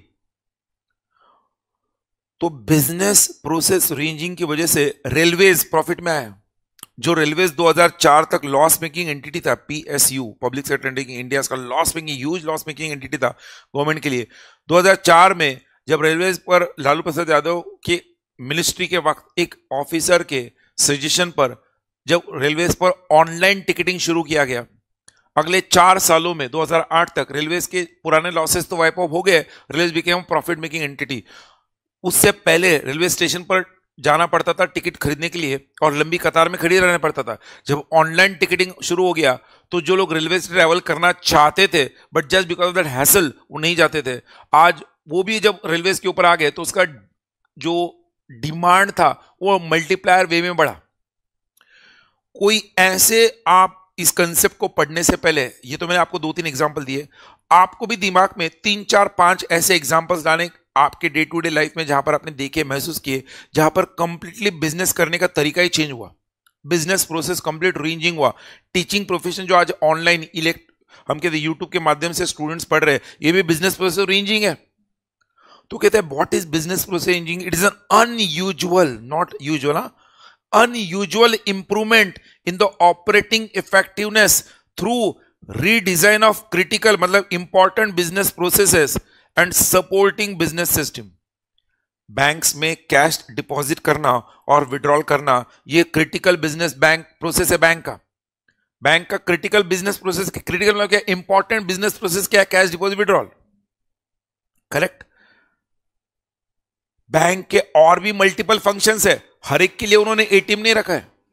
जो क्रिटिकल बिजनेस प्रोसेस है उसके लिए उन्होंने बिजनेस प्रोसेस रीइंजीनियरिंग किया है। तो बिजनेस प्रोसेस रीइंजीनियरिंग हम किसका करते हैं, रीडिजाइनिंग किसका करते हैं, जो हमारे बिजनेस प्रोसेस के क्या है, इंपॉर्टेंट प्रोसेसेस है, क्या है, उन्हीं के अंदर हम क्या करते हैं, अनयूजुअल इंप्रूवमेंट लाते हैं। जो हमारे बिजनेस प्रोसेस के लिए अहम कड़ी है, क्रिटिकल है, जो हमारा बिजनेस का सक्सेस और फेलियर डिसाइड करेगा, जो हमारा मार्केट शेयर डिसाइड करेगा, वही बिजनेस का प्रोसेस, उसी में आप अनयूजुअल इंप्रूवमेंट लाते हो। अरे बोलो, और क्वांटम लीप इन परफॉर्मेंस लाते हो। अरे बोलो भाई, समझ रहे, that is business process ranging. तो आप आपके क्रिटिकल बिजनेस प्रोसेस के अंदर अनयूजुअल मतलब एबनॉर्मल, नॉट नॉर्मल, यूजुअल मतलब नॉर्मल, एबनॉर्मल इंप्रूवमेंट लाते हो, एबनॉर्मल, कंप्लीट, रेडिकल। उससे आपका इफेक्टिवनेस, एफिशिएंसी बढ़ेगा, हाइयर क्वालिटी प्रोडक्ट्स बनेंगे, कॉस्ट सेविंग्स होगा, बिजनेस फ्यूचर चेंजेस के लिए एडेप्टेबल, फ्लेक्सिबल बनेगा, बिजनेस में ग्रोथ और एक्सपांशन होगा। ये बिजनेस प्रोसेस रेंजिंग के ऑब्जेक्टिव्स है। उसे सक्सेसफुली इंप्लीमेंट करना है नए बदलाव को, तो आपको चेंज इन द मैनेजमेंट, क्या एटीट्यूड एंड अप्रोच लाना पड़ेगा, इंप्रूव मैनेजमेंट कॉम्पिटेंसीज, उनको नए प्रोसेस का स्किल्स मतलब ट्रेनिंग देना पड़ेगा, ऑर्गेनाइजेशन स्ट्रक्चर में चेंज आएगा। अरे बोलो, बीपीआर में जो प्रोजेक्ट आप ला रहे हो उसका start to end proper management करना पड़ेगा, इंफॉर्मेशन टेक्नोलॉजी का इस्तेमाल करना ही करना पड़ेगा। बगैर इंफॉर्मेशन टेक्नोलॉजी का बीपीआर में अनयूजुअल इंप्रूवमेंट आ ही नहीं सकता है। सो जहां जहां पर आपने डिजिटल टेक्नोलॉजी का इस्तेमाल किया, इंफॉर्मेशन टेक्नोलॉजी का यूज किया, आपके बिजनेस में अनयूजुअल इंप्रूवमेंट आ सकता है। उसके लाने के 5 स्टेप्स दिए उन्होंने आपको। सबसे पहले क्या करना है, define the objectives clearly and communicate the same to the employees. फिर identify the customers needs from the feedbacks and improve them in the new process. Study the existing business process with the help of SWOT analysis. Formulate a redesigned process for which modifications are made in the existing process. Implement the redesigned process plan. देखो, if you ask me how these 5 steps are to be kept in mind, इसमें जो step number, I'll say step number C है ना, that is third, and step number 4th, ये बड़ा important है। कैसे? पहला step क्या था, आप के उस बिजनेस प्रोसेस रेंजिंग के अंदर बिजनेस प्रोसेस को अनयूजुअल इंप्रूवमेंट लाने के पीछे का ऑब्जेक्टिव क्या है, वो आपको डिफाइन करना है और इसको कम्युनिकेट करना है आपके एम्प्लॉयज को, ताकि वो इस नए ऑब्जेक्टिव के लिए प्रिपेयर हो। एक बार वो क्लियर हुआ, फिर आपके कस्टमर्स को, जो आपके बिजनेस नए बिजनेस प्रोसेस के हिस्सा होने वाले, उनसे फीडबैक लो कि हम ऐसा बदलाव लाने जा रहे हैं, आपको क्या लगता है, आपको और क्या चाहिए चेंजेस। कस्टमर से फीडबैक लो, कस्टमर्स के फीडबैक को दिमाग में रखो। फिर आपका एग्जिस्टिंग बिजनेस प्रोसेस क्या है उसको स्टडी करो। फिर कस्टमर से आया हुआ फीडबैक आपके एग्जिस्टिंग बिजनेस प्रोसेस के अंदर यूज करो to prepare a redesign business process. और फिर जो प्रिपेयर किया रीडिजाइन प्रोसेस है उसको उसमें क्या करो, इंप्लीमेंट करना। तो इसलिए दिया, identify the customer needs from the feedback, study the existing business process and formulate a redesign process for which modifications are made in the existing business process. Redesign process आप कैसे फॉर्मेट करोगे, existing business process को study करके customer से आए हुए feedback को दोनों को इंटीग्रेट कर आप रीडिजाइन बिजनेस प्रोसेस बनाओगे ना, और वो रीडिजाइन किया हुआ प्रोसेस आपको इंप्लीमेंट करना है। समझ रहे कि नहीं? 5 स्टेप्स लिखना ही पड़ेगा आपको एग्जाम में आने पर। 5 स्टेप्स बिजनेस प्रोसेस रेंजिंग के। समझा है कि नहीं? बोलो मुझे, 1 मिनट दे रहा हूं। क्लियर है? शॉर्ट नोट आता है तो पक्का। We move on to the third last concept, benchmarking. Student जो क्लास में बैठे बैठे बेंच पर मार्क करते, वो बेंच मार्किंग नहीं। बेंच मार्किंग मतलब क्या, इवैल्यूएटिंग योर परफॉर्मेंस। कैसे लोग अपने आप का इवैल्यूएशन किसी और के साथ मिलकर करते हैं, अपने कॉम्पिटिटर के साथ मिलकर करते हैं। एक सेकंड, बेंच मार्किंग जब मैं कहता हूं ना, it is evaluating your own performance, either comparing yourself, your business with the overall industry, which in which industry you are into, और इन द ओवरऑल जा रहा है, बाहर जा रहा है, यस। तो हम बेंचमार्किंग पे थे, हार्डली 2 कंसेप्ट बचे दोस्तों। बेंचमार्किंग, ये मैं आपको बता रहा था कि how to evaluate your performance, ताकि why to evaluate your performance, पहले आपको समझना। सी, हर वक्त हम कहते हैं there is a scope of improvement. कोई भी बिजनेस जिस इंडस्ट्री में है और जिस एनवायरनमेंट में काम करता है, वो दोनों जगह पे वो नंबर 1 बनना चाहता है। जैसे कि if you ask me, US की नंबर 1 कंपनी कौन सी है, तो लोगों के दिमाग में गूगल आता है, अमेजॉन आता है, फेसबुक, मेटा आता है, एलन मस्क की कंपनीज आती है। तो they have created their own identity not only in their own industry but world wide. वो कहते हैं बेंचमार्किंग प्रोसेस वो मीन्स है जिससे आप आपके परफॉर्मेंस में इंप्रूवमेंट ला सकते हो, not only in own industry but worldwide. और benchmarking is nothing but improving your performance with the best practices in the industry, improving your performance with the best practice in the industry and with the general practices followed in the overall industry. ध्यान सुनना, improving your performance by the best practices not only in the industry but in the overall industries. Improving मतलब आपके performance में, आपके organisation के जो various activities है, हर activity जब बेस्ट एक्टिविटी बनेगा, not only from industrial perspective but from overall perspective, तब हम कहेंगे उस ऑर्गेनाइजेशन ने क्या किया, अपना बेंचमार्किंग प्रोसेस अच्छे से किया। वो कहते हैं बेंचमार्किंग के अंदर जो टाइप्स है उसमें एक है स्ट्रेटेजिक बेंचमार्किंग, एक है प्रोसेस परफॉर्मेंस बेंचमार्किंग और एक है प्रोसेस बेंचमार्किंग। अब स्ट्रेटेजिक बेंचमार्किंग, नाम में ही सब कुछ स्ट्रेटेजिक, वो बिजनेसेस, ध्यान सुनो, वो बिजनेसेस जो सक्सेसफुल है, उन बिजनेसेस के सक्सेसफुल बिजनेस स्ट्रेटेजीज क्या है वो स्टडी करो और आपकी बिजनेस स्ट्रेटेजी वैसे ही अडॉप्ट करो। उसे कहते हैं स्ट्रेटेजिक बेंचमार्किंग, जो हर स्टूडेंट करता है, या हर पेरेंट अपने स्टूडेंट के लिए करना चाहता है। हर पेरेंट अपने स्टूडेंट के लिए या हर स्टूडेंट अपने लिए स्ट्रेटेजिक बेंचमार्किंग करता है। जैसे कोई बंदा प्रोफेशनल में रैंक में आया, आप उसे मिलते हो, भैया क्लासेस कहाँ से ली थी, भैया तुमने ये सब्जेक्ट कहाँ से पढ़ा था, अच्छा भैया तुमने कितना घंटा पढ़ा था, अच्छा तुमने आखिरी के 3 महीने पढ़ा था या फिर कैसे किया था। You try to learn, try to understand the successful strategies and try to replicate them, copy them so that you also become successful. Benchmarking का एक रास्ता है strategic benchmarking, to identify the winning strategies, to identify the winning strategies used by successful companies. मिला? Second है performance benchmarking. Performance benchmarking में क्या होता है, बोलो। परफॉर्मेंस बेंचमार्किंग में आप आपके कंपनी के जो प्रोडक्ट्स है और आपकी कंपनी के जो सर्विसेज है वो कैसे कॉम्पिटिटर के प्रोडक्ट्स और सर्विसेज के साथ मैच करते हैं और कहां पर कॉम्पिटिटर का प्रोडक्ट और सर्विस बेटर है, कहां पर आपका बेटर है। जहां पर उसका बेटर है वो आप आपके प्रोडक्ट के अंदर कैसे इंप्रूवमेंट ला सकते हो, इसको कहते हैं identify the companies products and services when compared to its competitors and make improvements in the products and services. तो आपके कंपनी के प्रोडक्ट एंड सर्विस को आप कॉम्पिटिटर के प्रोडक्ट एंड सर्विस के साथ जब परफॉर्मेंस रिलेट करके इंप्रूवमेंट्स लाते हो, परफॉर्मेंस बेंचमार्किंग। प्रोसेस बेंचमार्किंग, आप इंडस्ट्री में बेस्ट प्रैक्टिसेस, आपके जो इंडस्ट्री, उस इंडस्ट्री में कौन सी फॉलो की जाती है उसको जब आइडेंटिफाई करते हो और उसको आपके बिजनेस प्रोसेस में अप्लाई करते हो, उसे कहते हैं प्रोसेस बेंचमार्किंग। जैसे स्टेट बैंक ऑफ इंडिया ने अभी ऑनलाइन बैंक अकाउंट ओपन करना शुरू किया है, हम कहेंगे वो प्रोसेस बेंचमार्किंग है। बैंक अकाउंट ऑनलाइन ओपन होना काफी सालों से हो रहा है। नए नए जो नए बैंक्स है, आईडीएफसी बैंक, आरबीएल बैंक, ये बैंक्स ने भी ऑनलाइन बैंक अकाउंट ओपन हो रहे थे। एसबीआई का अभी तक नहीं था। एसबीआई ने आज जो ऑनलाइन बैंक अकाउंट्स ओपन करने का सिस्टम घर बैठे शुरू किया है, it is nothing but process benchmarking, because that is the best practices in the industry and apply them in your own process. अरे बोलो भाई,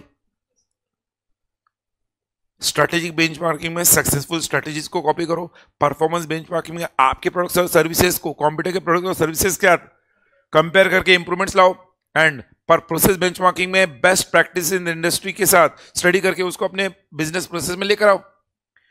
बेंचमार्किंग अप्रोचेस, अप्रोचेस मतलब बेंचमार्किंग लाने का तरीका, एक तो इंटरनल वे में बेंचमार्किंग लाओ, एक्सटर्नल वे में लाओ, फंक्शनल वे में लाओ, जेनरिक वे में लाओ। अब इंटरनल वे में इंटरनल बेंचमार्किंग जनरली एमएनसीज करती है, जहां पर डुप्लीकेट फंक्शंस एंड प्रोसेस होते हैं। हिंदुस्तान लीवर लिमिटेड कंपनी का main company Unilever limited UK का है, पाकिस्तान में पाकिस्तान यूनिलीवर में, ऑस्ट्रेलिया में ऑस्ट्रेलिया यूनिलीवर ले, हर देश में जाते हैं ना वहां का नाम लगा के यूनिलीवर लगा देते हो, मेन कंपनी यूनिलीवर। अब वो क्या करते, उनका लक्स सोप पाकिस्तान में भी बनता है, दुबई में भी बनता है, इंडिया में बेचा जाता है, यूके में भी जाता है, बट वो हर देश में क्या करते हैं, हर देश का अपना प्रोडक्शन टीम है, हर प्रोडक्शन मैनेजर है।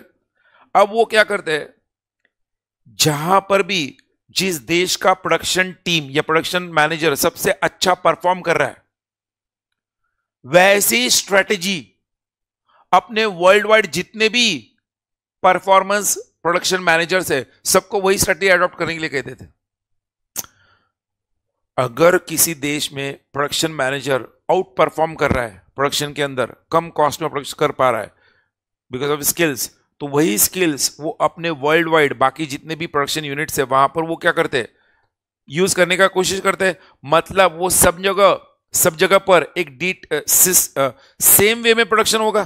What they are trying to say, internal benchmarking में for MNCs having duplicate functional processes amongst different teams, business units और divisions of the same organisation, वो क्या करते हैं, उन 10 प्रोडक्शन यूनिट से 10 में से कौन सा बेस्ट प्रोडक्शन यूनिट का प्रैक्टिस है, जिसका बेस्ट प्रैक्टिस है वो सब जगह होगा। यूके का बेस्ट है, यूके का पूरे वर्ल्ड वाइड होगा। इंडिया का मार्केटिंग बेस्ट है, इंडिया का मार्केटिंग सब जगह होगा।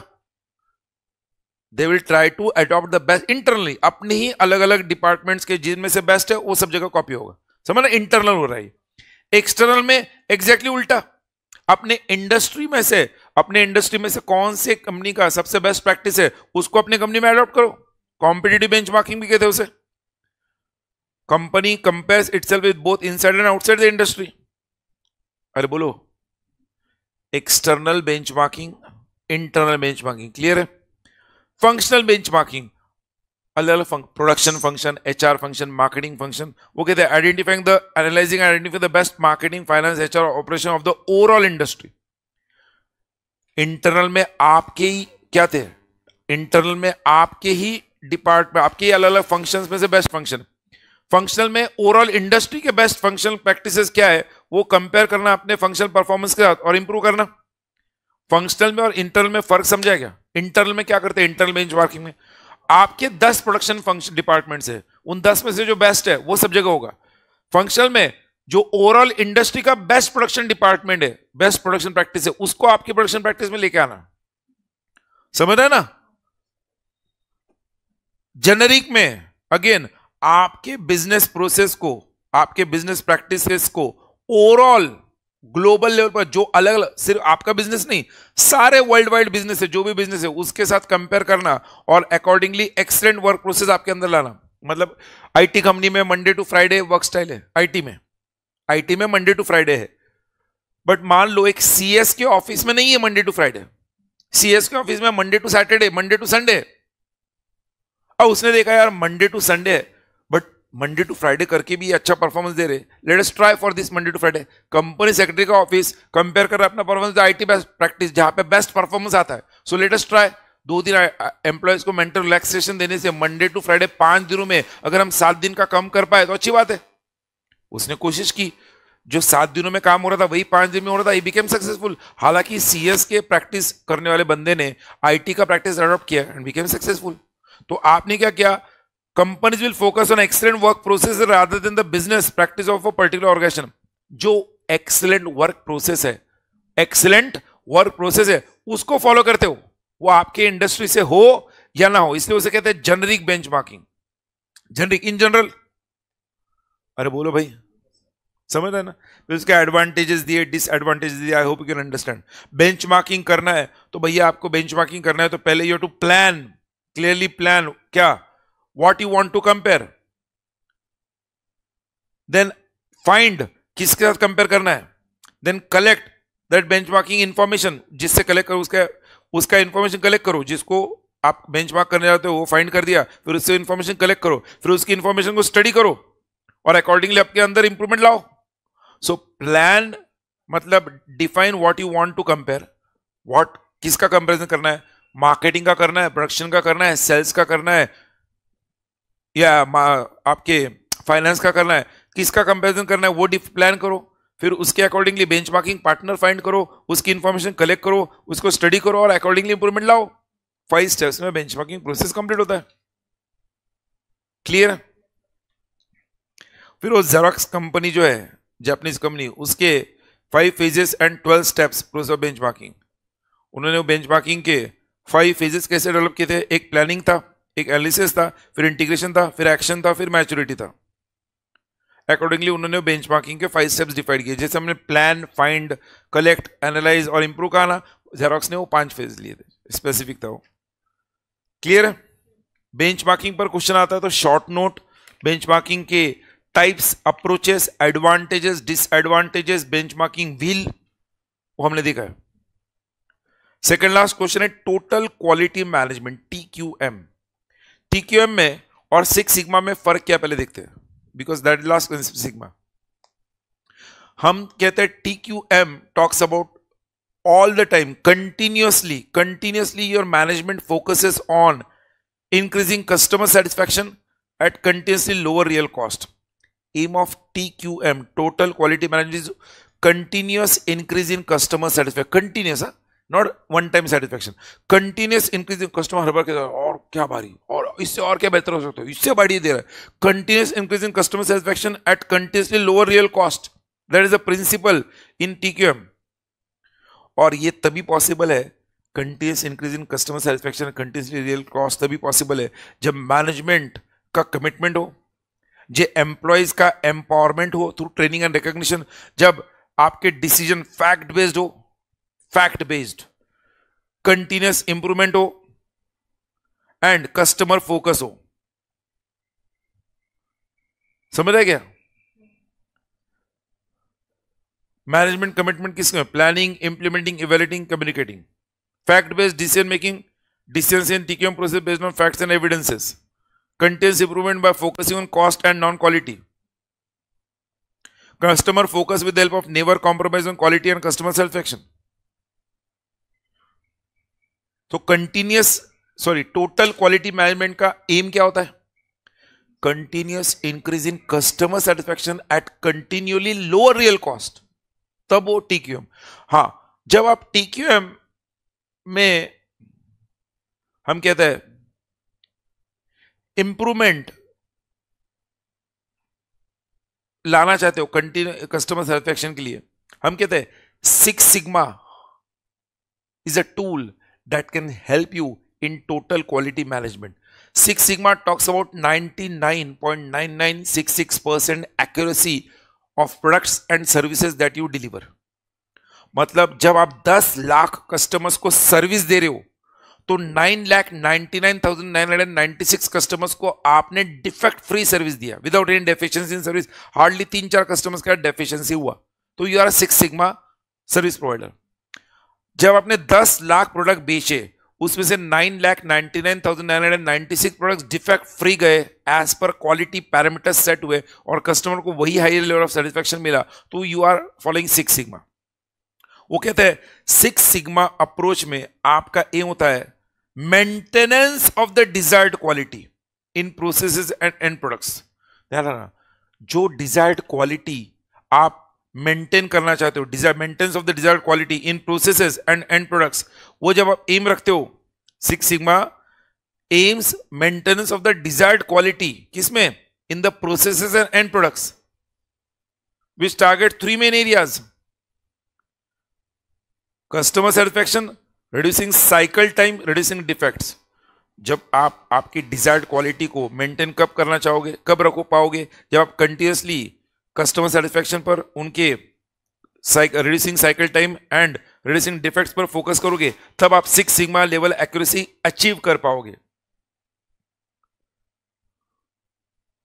फिर वो 6 सिग्मा के लिए वो कहते हैं 6 सिग्मा अगर आपको आपकी कंपनी में इंप्लीमेंट करना है तो उसके लिए आपको पहले बिजनेस स्ट्रेटेजी आपकी कंपनी का समझना है. You have to develop a business strategy as पर 6 sigma. Create a vision amongst all कि हमें defect free six sigma products बनाने हैं 99.996% एक्यूरेसी यूजिंग बेंचमार्किंग आपके tool for continuous improvement in your six sigma approach, developing stringent goals, then a statistical measure concept of probability and normal distribution आपको use करना है, जो 99.9966% का नाम है स्टैटिस्टिकल मेजर है, and using robust methodology and that is documented and give high yielding returns. जो भी आप मेथड यूज कर रहे हो उसका प्रॉपर डॉक्यूमेंटेशन प्रोसेस यूज करो ताकि अगली बार नया बंदा आए सिक्स सिग्मा के इंप्लीमेंटेशन के लिए तो वही वो डॉक्यूमेंट यूज करके फिर से सिक्स सिग्मा कंपनी में ला पाए, इंप्लीमेंट कर पाए। वैसे ही सिक्स सिग्मा को अगर कंपनी में लाना है, it start from incorporating Six Sigma in your business strategy, incorporating Six Sigma in your vision, using benchmarking tool for continuous improvement in customer satisfaction। मतलब कोई और कंपनी जो आपके सेक्टर में इंडस्ट्री में जो सिक्स सिग्मा कर रही है उसके बाद आपके सिस्टम को कंपेयर करो, बेंचमार्क करो, समझ रहे हैं? बेंचमार्किंग पढ़ा ना? फिर आपके अकॉर्डिंगली डेवलप स्ट्रिंजेंट गोल्स उस लेवल तक पहुंचने के लिए जिसके लिए आपको 99.996% एक्यूरेसी, हम स्टैटिस्टिकल मेजर की बात कर रहे हैं। और जो भी आप मेथड यूज कर रहे हो उसका प्रॉपर डॉक्यूमेंटेशन करो ताकि वो आपको लंबे समय तक रिटर्न्स दे पाए। सिक्स सिग्मा अगर आपकी कंपनी का ऑलरेडी एग्जिस्टेंस में है और आपको सिक्स सिग्मा लाना है तो वो एक मेथड दिया है for existing processes which are not working reasonably well. आपकी कंपनी में फिलहाल काफी प्रोडक्ट्स डिफेक्टिव निकलते हैं, 100 प्रोडक्ट बनाए तो 50 डिफेक्टिव निकल रहे हैं, इसलिए आपका प्रोडक्ट का कॉस्ट काफी बढ़ रहा है, रॉ मटेरियल वेस्टेज हो रहा है, लेबर कॉस्ट बढ़ रहा है, इलेक्ट्रिसिटी, एवरीथिंग इज इंक्रीजिंग ना। सो आपको सिक्स सिग्मा लाना है एग्जिस्टिंग प्रोसेस में। वो कहते हैं एग्जिस्टिंग प्रोसेस में सिक्स सिग्मा लाना है तो उसके लिए मेथड है DMAIC, DMAIC। इसमें आपको पहले एग्जिस्टिंग प्रोसेस का प्रॉब्लम क्या है वो डिफाइन करना है। भैया 100 में से 50 प्रोडक्ट डिफेक्टिव निकल रहे, वो प्रॉब्लम है, इस वजह से सब खर्चे बढ़ गए, डिफाइन द प्रॉब्लम। फिर measure the existing process goals and connect all data. भैया 50 जो डिफेक्ट निकल रहे हैं एग्जैक्टली क्या हो रहा है, डिफेक्ट क्यों बढ़ रहे हैं, रॉ मटेरियल खराब है या एम्प्लॉयज को हैंडल नहीं करते आ रहा है या मशीन आउटडेटेड है या फिर क्या एग्जैक्टली प्रॉब्लम है, उसको मेजर करो।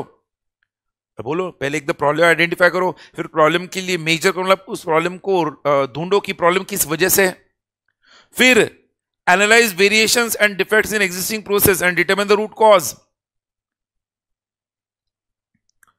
अरे बोलो भाई, पहला प्रॉब्लम डिफाइन किया, फिर प्रॉब्लम कितना मेजर वाला है, अच्छा प्रॉब्लम है भैया डिफेक्ट्स कम करना, प्रोडक्शन के अंदर 50% डिफेक्ट्स हो रहे हैं, वो मेजर किया। फिर उस 50% डिफेक्ट्स के लिए एनालाइज वेरिएशंस कि भाई 50% डिफेक्ट एंड डिफेक्ट्स की कहां पे गलती हो रही वो देखा आपने। फिर आपने improve the existing process by systematically reducing variations and eliminating defects and root cause. जो जो आपके उस 50% डिफेक्ट के पीछे रीजन था कि एम्प्लॉयज को प्रॉपर ट्रेनिंग नहीं दिया था, मशीन आउटडेटेड हो गया है, रॉ मटेरियल खराब आ रहा है सप्लायर से, तो भाई एक काम करो सप्लायर चेंज करो, अच्छा एम्प्लॉयज को प्रॉपर ट्रेनिंग दो, अच्छा लेटेस्ट टेक्नोलॉजी खरीदो।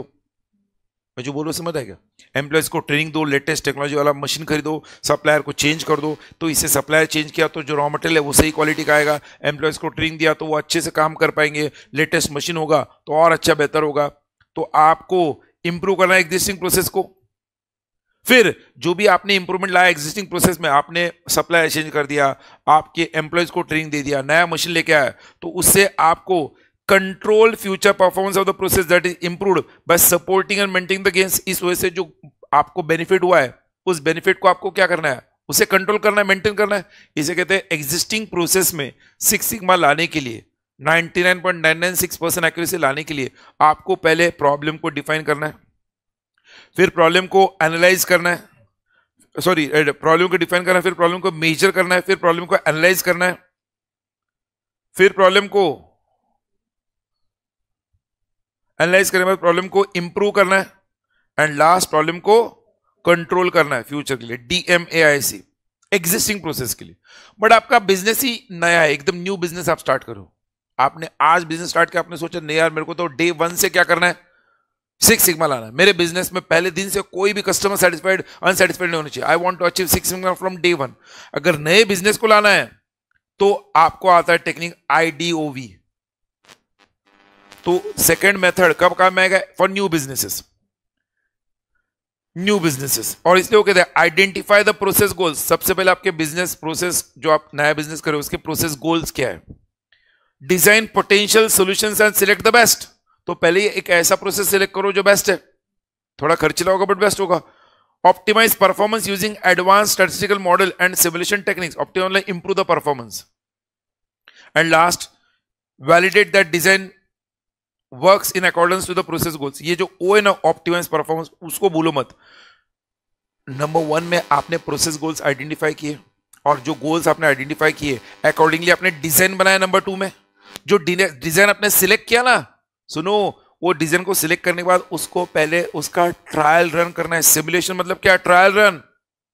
जो भी टेक्निक आपने नंबर 2 में डिजाइन आपने सिलेक्ट किया है, उस डिजाइन का सिमुलेशन होगा, ट्रायल रन होगा कि वाकई में वो आपको जो डिजायर्ड गोल है आपका प्रोसेस गोल्स वो आइडेंटिफाई किया, वो अचीव करा रहा है कि नहीं. मैंने आपको एग्जांपल देता रेगुलर क्लास में, जब एरोप्लेन बनता है तो वो चला के देखते नहीं, अच्छा ये क्रैश हो गया फिर नया बनाते. जब एरोप्लेन बनता है, एरोप्लेन जैसी टेक्नोलॉजी बनती है, तो उस टेक्नोलॉजी को पहले एक्चुअल एरोप्लेन बनाने से पहले उसका सिमुलेशन होता है. मतलब उसका ऑनलाइन ट्रायल रन होता है डेस्कटॉप कंप्यूटर पे, और एरोप्लेन टेक्नोलॉजी कंप्यूटर पे रखा था, उस कंप्यूटर को ऑन रखा जाता है, तब तक लंबे आवर्स तक वो एरोप्लेन चलाया जाता है. जब वो काफी सालों तक या काफी आवर्स तक वो एरोप्लेन विदाउट एनी क्रैश जब चलेगा, तो उस टेक्नोलॉजी को बाद में यूज किया जाता है. अगर कोई टेक्नोलॉजी उस एरोप्लेन को बीच में कोई प्रॉब्लम दे रहा है तो वो टेक्नोलॉजी स्क्रैप करके फिर से नया टेक्नोलॉजी बनाया जाता है. तो ये जो हम कहते हैं ना, design the potential solution and select the best, ये नंबर 2 में बहुत समय जाता है. और नंबर 3 में optimise the performance using advance statistical model and simulation techniques. Number 2 and 3 बहुत टाइम कंज्यूमिंग है, बिकॉज पोटेंशियल सोल्यूशन को डिजाइन करना और अकॉर्डिंगली उसके अनुसार अपने परफॉर्मेंस में इंप्रूवमेंट लाना, ये दोनों चीजें बड़े इंपॉर्टेंट है. और फिर एक बार लाया, फिर क्या दिया? Validate that design works in according to the process goals. फिर जो डिजाइन आपने सिलेक्ट किया है वो आपके गोल्स को अचीव कराएंगे, वो वैलिडेट करो, मतलब चेक करो that the design works in according to the process goals. Process goals क्या था? पहला वन, स्टेप 1 में आइडेंटिफाई द प्रोसेस गोल्स है ना. स्टेप 1 में आपका प्रोसेस गोल था कि भैया मेरे को मेरा प्रोडक्ट डिफेक्ट फ्री बनाना है 99.996%. क्या वो लास्ट स्टेप में आपके उस नए डिजाइन से क्या आपका प्रोसेस गोल अचीव हो रहा है? वो चेक करो. नए डिजाइन जो आपने इंप्लीमेंट किया था उससे जो परफॉर्मेंस बढ़ा है, क्या वो परफॉर्मेंस आपको प्रोसेस गोल अचीव करने के लिए हेल्प कर रहा है? Yes. Identify the process goals में जरूरी नहीं कि हर बार डिफेक्ट होगा. कुछ ऑर्गेनाइजेशन करते हैं, मुझे इस लेवल ऑफ प्रॉफिटेबिलिटी तक पहुंचना है, मुझे मेरा प्रॉफिट मार्जिन 30% से इंक्रीज करना है, मुझे मेरा प्रॉफिट मार्जिन 50% से इंक्रीज करना है. उसके लिए मुझे क्या करना पड़ेगा? प्रॉफिट मार्जिन इंक्रीज करने क्या सॉल्यूशंस डिजाइन करने हैं, अकॉर्डिंगली वो सॉल्यूशंस के अनुसार मैं परफॉर्मेंस इंप्रूवमेंट करूंगा प्रॉफिट मार्जिन बढ़ाने के लिए. और फिर देखना है कि वाकई में मेरा प्रॉफिट मार्जिन 50% से बढ़ा है कि नहीं बढ़ा है. सो वैलिडेट करने के बाद आपको पता चलेगा आपका मेथड सही है कि नहीं. अगर नहीं है तो अगेन स्टेप 1. सो इसलिए कहते हैं सिक्स सिग्मा का जो मेथड है, जब तक आपको वो एक्यूरेसी नहीं दे 99.9966%, तब it's continuous process. Six sigma के जो मैंने अभी टेक्निक आपको बताया, सिक्स सिग्मा मेथड बताया, इस सिक्स सिग्मा मेथड को लोग कैसे पढ़ते हैं? आईटी फील्ड में, आईटी इंडस्ट्री में अक्सर सिक्स सिग्मा की ट्रेनिंग होती है. Six sigma training IT sector में काफी होता है. यो परफॉर्मेंस को बड़ा इंपॉर्टेंस है, एक्यूरेसी को. वो कहते हैं सिक्स सिग्मा, जैसे वो जूडो कराटे में बेल्ट होते हैं, वैसे सिक्स सिग्मा के उन्होंने बेल्ट दिए वहां पे, white belt, yellow belt, green belt, black belt, master black belt. अब नाम मैं जो जैसे लिख रहा हूं, देखो, जो व्हाइट बेल्ट वाले होते हैं ना, उनके पास सिर्फ थियरी होता है, no skills. Theory but no skills of six sigma.